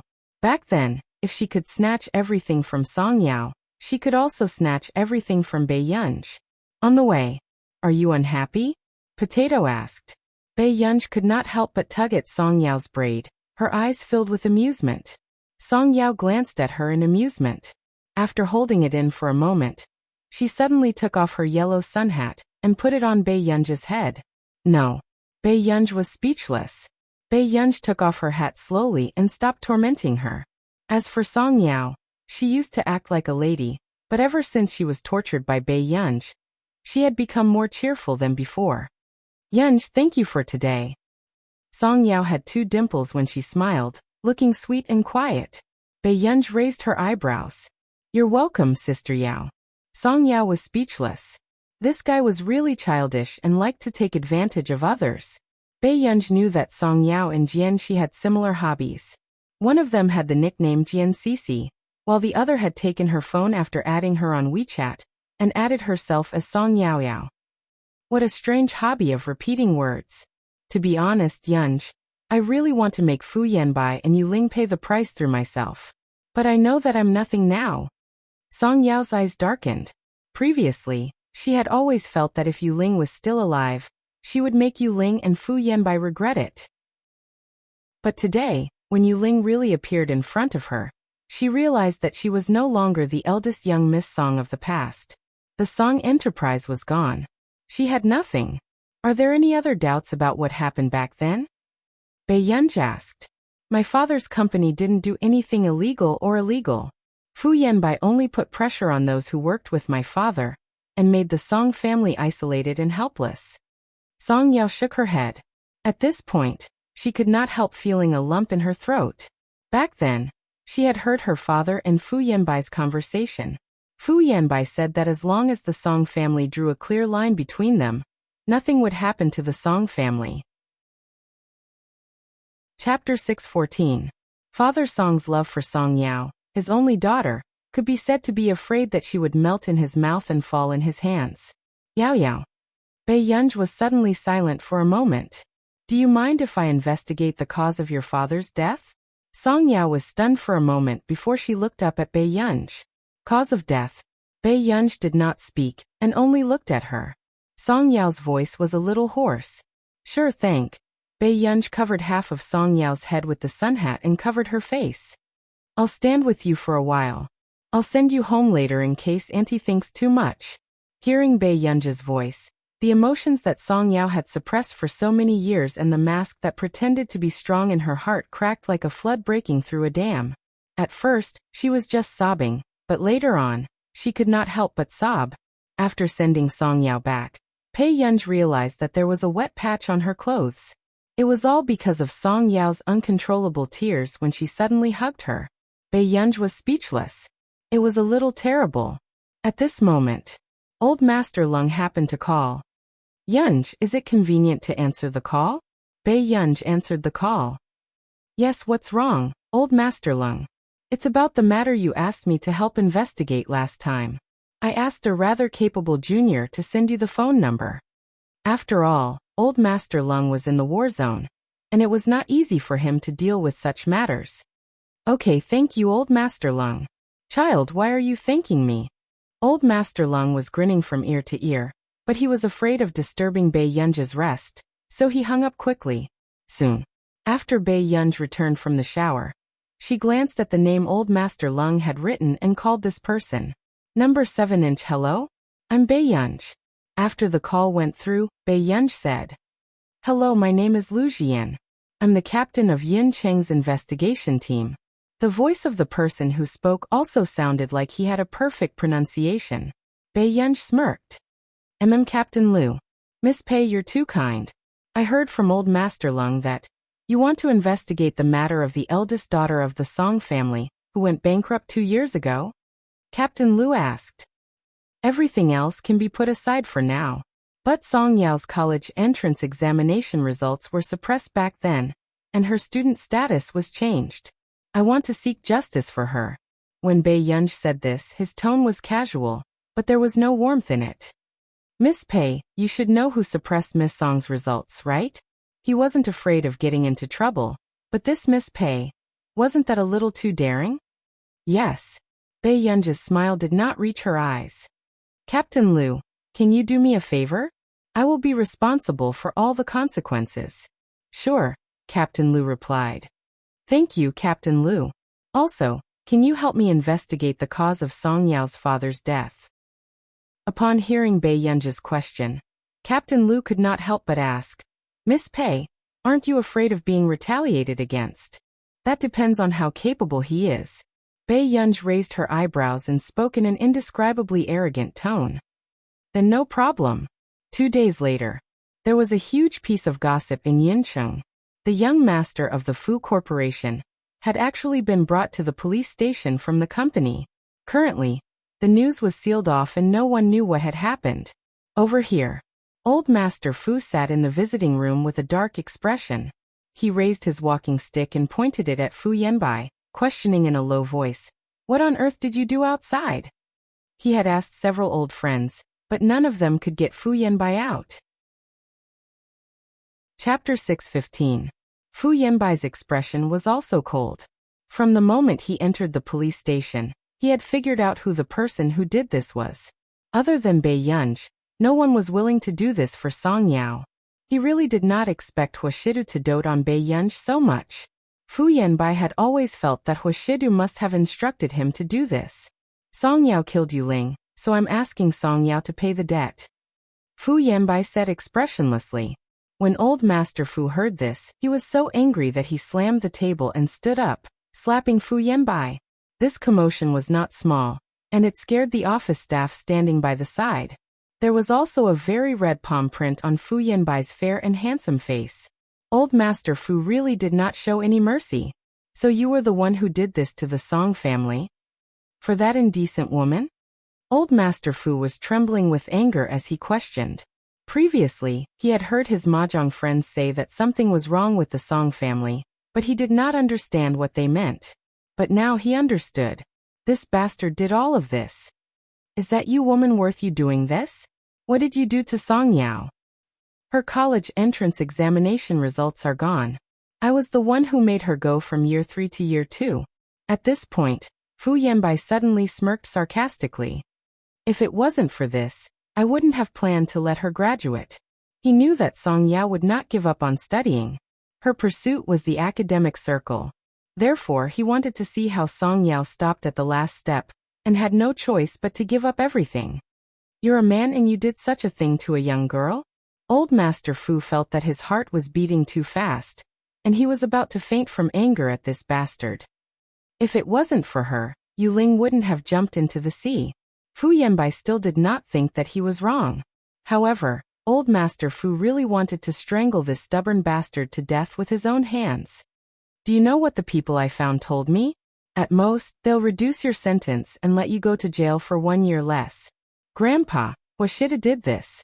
Of course, it's useless for you to find someone else. Fu Yanbai's eyes darkened. He wanted to see if Huashidu could dote on Bei Yunj so brazenly in front of these elders. Sure do? Old Master Fu was stunned. He did not understand why Huashidu would do this. Japan. Huashidu received a call from Old Master Fu. Shidu, how have you been? A strange look flashed across Huashida's pale-colored eyes, and he said in a low voice, pretty good. Is Grandpa Fu in good health? And if Fu Yanbai doesn't do such beastly things, I can also live a long life. Huashidu smiled. What happened? Hearing Huashida's question, Old Master Fu was puzzled. If Huashidu was the one who did this, how could he pretend not to know? Shidu, do you have a little girl with you? Huashidu replied unhurriedly, yes. Old Master Fu was silent for a moment. Then about Song Yao, did you help gather evidence and get Yanbai to go to the police station? Hearing this, Huashidu raised his eyebrows slowly and the pen in his hand paused. Fu Yanbai went to the police station? Huashida's eyes darkened. After thinking for a while, he rubbed the pen with his fingers. This seemed to be done by that child. However, Huashidu did not expect this young girl to do such a big thing without batting an eyelid. He smiled silently. Chapter 6:16. Grandpa Fu, I'm sorry. My child is insensible. When the man said this, he was slow and did not sound apologetic. Old Master Fu could tell that something was wrong. Shidu, you don't know about this either? Huashidu had always been a person who did not hide anything. Old Master Fu had watched him grow up, so of course he knew this. The young lady has done a lot of things. It's indeed quite difficult to know everything. Although he said that, it was not difficult for Old Master Fu to hear the doting tone in his voice. What made Old Master Fu unable to believe was that the person who could dote on the young lady like this was that aloof Huashidu. Old Madame Hua had complained a lot that her eldest grandson was unreliable. This was only slightly better than being a monk. Shidu, can you help Grandpa Fu? Old Master Fu asked. Old Master Fu was a reasonable person, but in the end Fu Yanbai was his biological grandson. I want to help you too, Grandpa Fu. Huashida's low and calm voice was pleasing to the ear. But that young lady is vengeful. Whether I can start a family early in the future will depend on her. Soon. Song Yao also found out about this because Old Master Fu came looking for her. She did not expect Fu Yanbai to really be sent to the police station. Miss Song, I'm really sorry. Yanbai has gone overboard in this matter. I will definitely teach him a lesson. Old Master Fu raised his walking stick and bowed to Song Yao solemnly. Old Master Fu, you. Song Yao took a step back instinctively, but was interrupted by Old Master Fu. Is Mrs. Song all right? Mother maintains a breakfast shop and occasionally sells desserts. I also work myself and can maintain my life. The Song family's matter has already caused this. Our Fu family has an unshirkable responsibility. Old Master Fu asked, Miss Song, if you don't mind, I'm willing to bear all the expenses for you and Mrs. Song. Old Master Fu, you're too polite. Song Yao clenched her fists subconsciously and pursed her red lips. Old Master Fu said, Miss Song, don't think too much. I'm only doing this to compensate the Song family and repay my grandson's debt. Suddenly. Old Master Fu, Fu Yanbai's debt was a life. It's very difficult to repay it. Old Master Fu froze instinctively. Then he turned around and saw Pei Yunj walking in. He hesitated. You are? Sir, I'm Bei Yunj. Bei Yunji's lips curved into a smile. Old Master Fu looked at Bei Yunji for a long time. He didn't expect such a girl to make Fu Yanbai unable to get out of the police station. I know you. You were the one who collected the evidence against Yanbai, right? Bei Yunji replied calmly, yes. There was a long silence. Song Yao instinctively grabbed Bei Yunji and shielded her slightly behind her. But in the next moment, Old Master Fu sighed. That's true. It's just karma. Bei Yunji didn't dislike the old man. Sir, you don't have to run around for your grandson.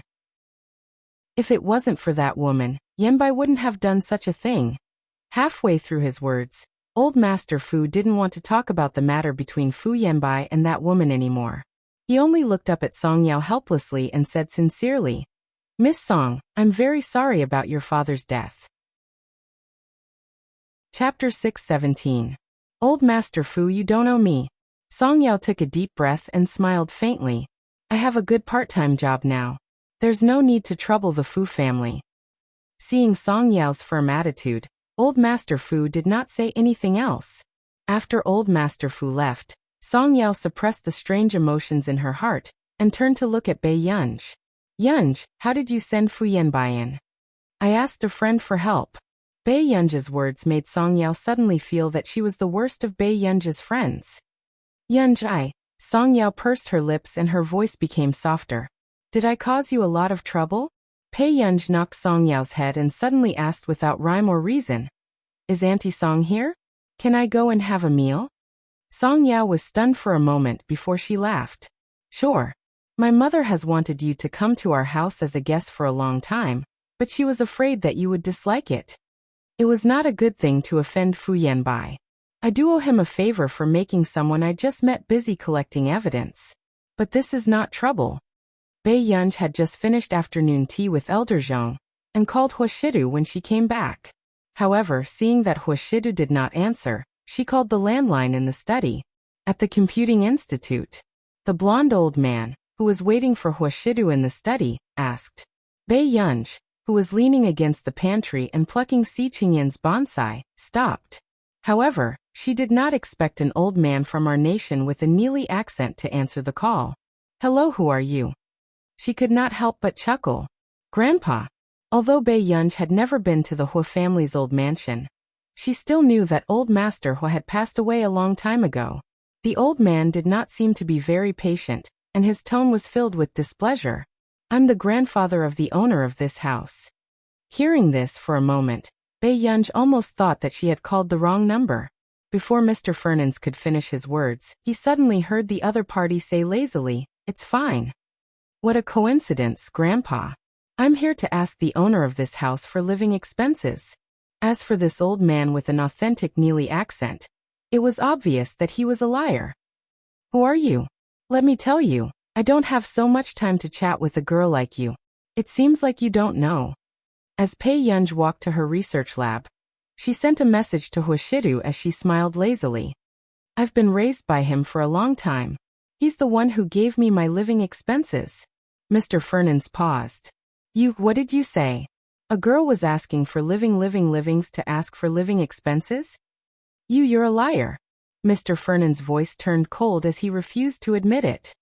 Believe it or not, that's up to you. Estuzazazazaz, Bei Yunji GG. What? Bei Yunji's interest was piqued. She wanted to know how long this old gentleman, who was not good at deception, could continue acting. Teat. Bei Yunji chuckled when she heard this old man calling her a thief. Then, her lips suddenly curled up and she said leisurely, If you don't want anything to happen, I think you'd better take some action. On the other hand, Mr. Fernandes widened his eyes. He could not believe that this young lady had made extortion sound so fresh and refined. Shouldn't most young ladies think about how to get his approval first? Why did she start extorting him directly? Chapter 618. Little girl, aren't you too short-sighted? Do you know how rich I am? The old man asked in disbelief. Bei Yunji smiled when she heard that. After she sent the message, she started to write the experiment report. We young people are only interested in earning quick money. The old man was speechless. Think carefully, Grandpa. With that, Bei Yunj hung up the phone and looked at the message she had sent to Hoshidu. However, she guessed that he was still in a meeting and did not see it. The security system is too lousy. Bei Yunj objectively evaluated the hotel Hoshidu was staying at. At this moment, old Mr. Fernandes, who was sitting in Neely Hotel, felt that he had fallen into the #1 crisis of his old age.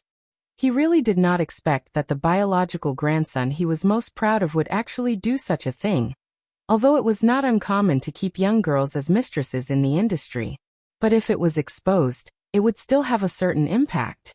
"Nosai, did you hear that?" The old man thought of this and looked anxiously at his old butler. "That, old sir, after all, Mr. Hoshidu is just a young man full of vigor. Actually, this is very normal." Nosai said softly. You're right. The old man nodded. Not long after, he immediately grabbed Nosai's hand. "Nosai, quick. Send a message to this girl, and ask her for her bank account number." "Are you planning to?" Nosai hesitated for a moment. There were 7 biological grandsons in the family, but the only one who could make the old man take the initiative to pay hush money was probably Mr. Hoshidu, who had the worst relationship with the old man. "Aren't you talking nonsense? Shido's reputation is very important." Hearing that, Nosai quickly sent a message to Bei Yunj. At this moment, 27kk Bei Yunj was still writing a report, and did not read the message. But a few minutes later, Bei Yunj's phone kept ringing with unknown calls. Bei Yunj's eyebrows moved and she picked it up without looking. "Who is it?" The old man could not wait any longer and snatched the phone from Nosai. "Give me your bank account number." After that, the old man immediately hung up the phone, as if he didn't want to say another word to Bei Yunj. "Bei Yunj? Question mark. Were scammers nowadays so competitive?" Bei Yunj laughed, leaned back in the chair, and slowly sent the card number over. Si Qingyan, who was passing by, glanced at Bei Yunj, whose eyes were curved, and felt a chill run down his spine. The last time Bei Yunj smiled at him like that, his half-year prize had been taken away by Bei Yunj. At the thought of this, Si Qingyan hurriedly went to the pantry, not daring to stay in this troublesome place. In the research room, Bei Yunj had just finished writing her report when she saw several text messages. "Your debit card ending with XXXX received 10 million yuan at 14:30 on October 5th. Your savings card ending with XXXX received 100 million yuan at 14:32 on October 5th. Your savings card ending with XXXX received 100 million yuan at 14:35 on October 5th. Bei Yunj. Were all scammers these days so sincere? After coming back to her senses, Bei Yunj was about to make a call when she received several text messages from unknown numbers. "How much is your annual living expenses? I'll give my grandson this much in advance. Is a year enough?" Bei Yunj. At this moment, Bei Yunj vaguely felt that she had gone overboard again. On Neely's side. Chapter 619. The old man had even told his grandchildren in the past that if anyone brought up the matter of their lover, he would not have a grandson. But in the end, he had to pay for his favorite grandson's living expenses to keep the little girl? Did I give too little? The old man could not help but ask Nosai. Does this amount not match the value of our Fernandes family? I don't think that's the problem. It was unknown if the old man had heard him, but he nodded to himself and said, Anyway, Shida doesn't seem to be planning to get married. It's fine to have a little girl by his side. If what she wanted was money, then this relationship would be very strong. After all, our Fernandes family has plenty of money. Then the old man came to a realization, and was pleasantly surprised. Then, didn't I buy Shidu a love that will never be lost? Nosai. Was he crazy, or was the old man crazy? Old man you. Before Nosai could finish speaking, he suddenly received a text message on his phone. Old man, I'm sorry. I was joking with you just now. As soon as he saw this message clearly, Nosai saw that the money that he had just transferred to Bei Yunj had been transferred back. This speed was even faster than when they had just transferred the money. But how did Bei Yunj know their bank information? Just as Nosai was thinking about this question, the old man's expression changed. He asked solemnly, Does she really think it's too little? Nosai hurriedly said, Old man, don't be anxious. Let me ask. Hurry, hurry, hurry. The old man urged nervously. On the other side, although Bei Yunj felt that this old man was quite strange, he did not seem like someone who would steal, so she did not care much. Ran one, however, not long after, Bei Yunj turned around and saw the old man sending money crazily. It was as if the 9-digit number was just a number to him. Bei Yunj. Looking at the endless transfer records, Bei Yunj's eyelids twitched, and she immediately turned on her computer. A few minutes later, Norsi received a phone call. After hanging up, he said to the old man, "Sir, there seems to be a problem with our account at the bank. We can't transfer the money to that lady." "Why is there a problem now?" The old man frowned unhappily. Maybe it was a little too much just now. Nacha's eyelids twitched. The living expenses that old Mr. gave that little girl were several times more than the living expenses of his own young master and young mistress. Yet he still felt that it wasn't enough. Why didn't he let Mr. Huashidu and that little girl get married on the spot? "No, I must make that little girl realize that our Fernand's family has money." The old man was very insistent. Nachi. Why was this kind of nouveau riche behavior vividly displayed by the head of an aristocratic family? On the other side, Bei Yunj was also returning this unexpected fortune to the original owner. Suddenly, Huashidu called. After answering the call, Bei Yunj heard the man's deep and pleasant voice. "What's the matter, Yinyan? Brother, do you have another grandfather?" Bei Yunj's question made Huashidu, who had just finished a meeting, gradually darken his pale-colored eyes. "Not long after," he said slowly. "The Hua family is actually my mother's home. Strictly speaking, I take my mother's surname." Chapter 620. Hearing this, Bei Yunj was stunned for a moment. She could roughly guess the reason behind this. "Where did you find out about this?" The man lowered his voice and laughed. His deep voice still sounded casual. "I just made a call." An old man picked up. Bei Yunj did not hide it. She silently transferred all the money that the old man had just transferred back. She could also tell that her brother did not have a good relationship with that old man. "What did you say to him?" Bei Yunj said. "I asked him to give me some money to spend." Not long after, the man's low laughter was tainted with a layer of bewitching magnetism through the electric current, and it tickled her. Bei Yunj also roughly explained what had happened just now. After hearing this, the man only said casually, "Little liar." How could she know that this was really Huashida's biological grandfather? Suddenly, the man's deep and magnetic voice carried a frivolous smile as he whispered into her ear. "Yun, do you want to be my child bride so much?" Hearing this, Bei Yunj could not take it anymore and hung up the phone. In a company meeting room in our nation, the man's low and hoarse laughter could not help but ring out. The female secretary who came and blushed, and her heart skipped a beat when she saw the man's handsome and noble appearance. This man's eyes were beautiful, and his smile was completely electrifying. It was affectionate and seductive. "Mr. Hua." The female secretary revealed her most impeccable smile. "Boss is on the way and will be here soon. Do you need me to do anything for you?" However, as soon as she finished speaking, the smile in the man's eyes had already disappeared. His pale-colored eyes were light and abstinent. No need. The Huashidu in front of her was not like the men she had seen in the past. It was as if he was not interested in her existence. The female secretary's competitive spirit was aroused. She walked to Huashidu's side and sat gently on the conference table.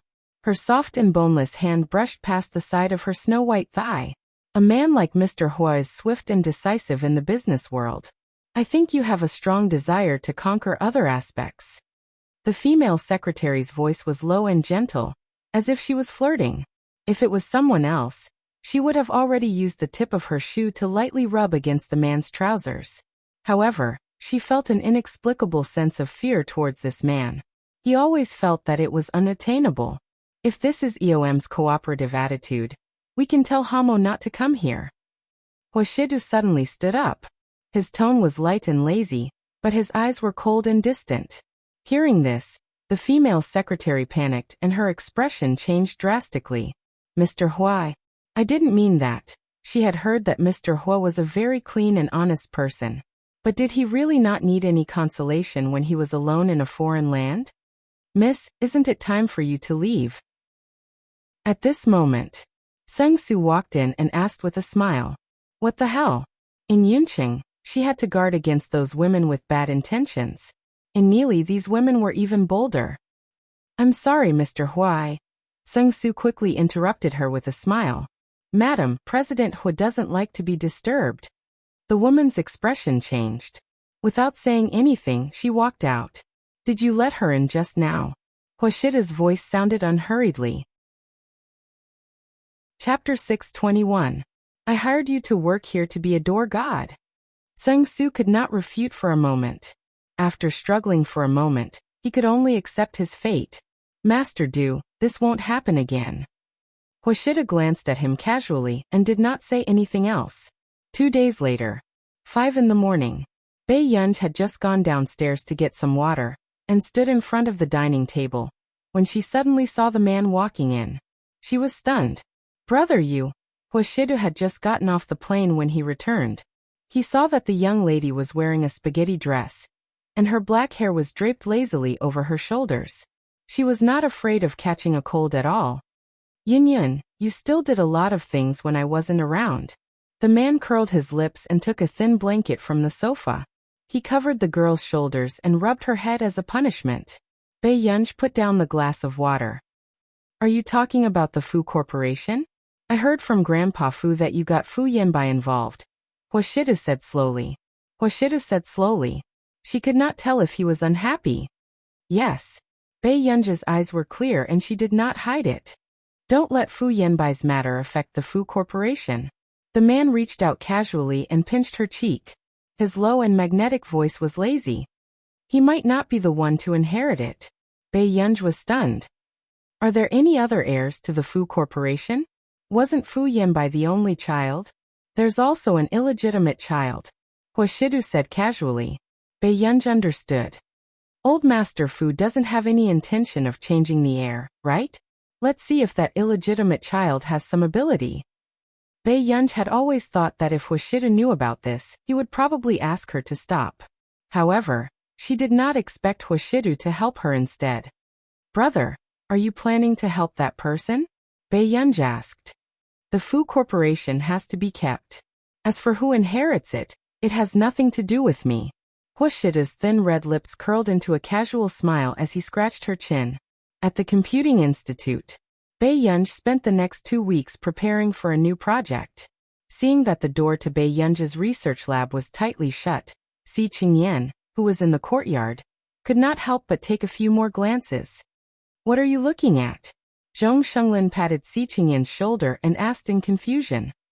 No, I just can't imagine that someone of Master Pei's age can be so crazy when it comes to research. Si Qingyan couldn't help but admire him. Wasn't this patience a little too good? It had been more than 2 weeks. When he met Bei Yunj on the road, she didn't say a word. She seemed to be thinking about her research project. Before he could say anything, the man had already returned to the research room.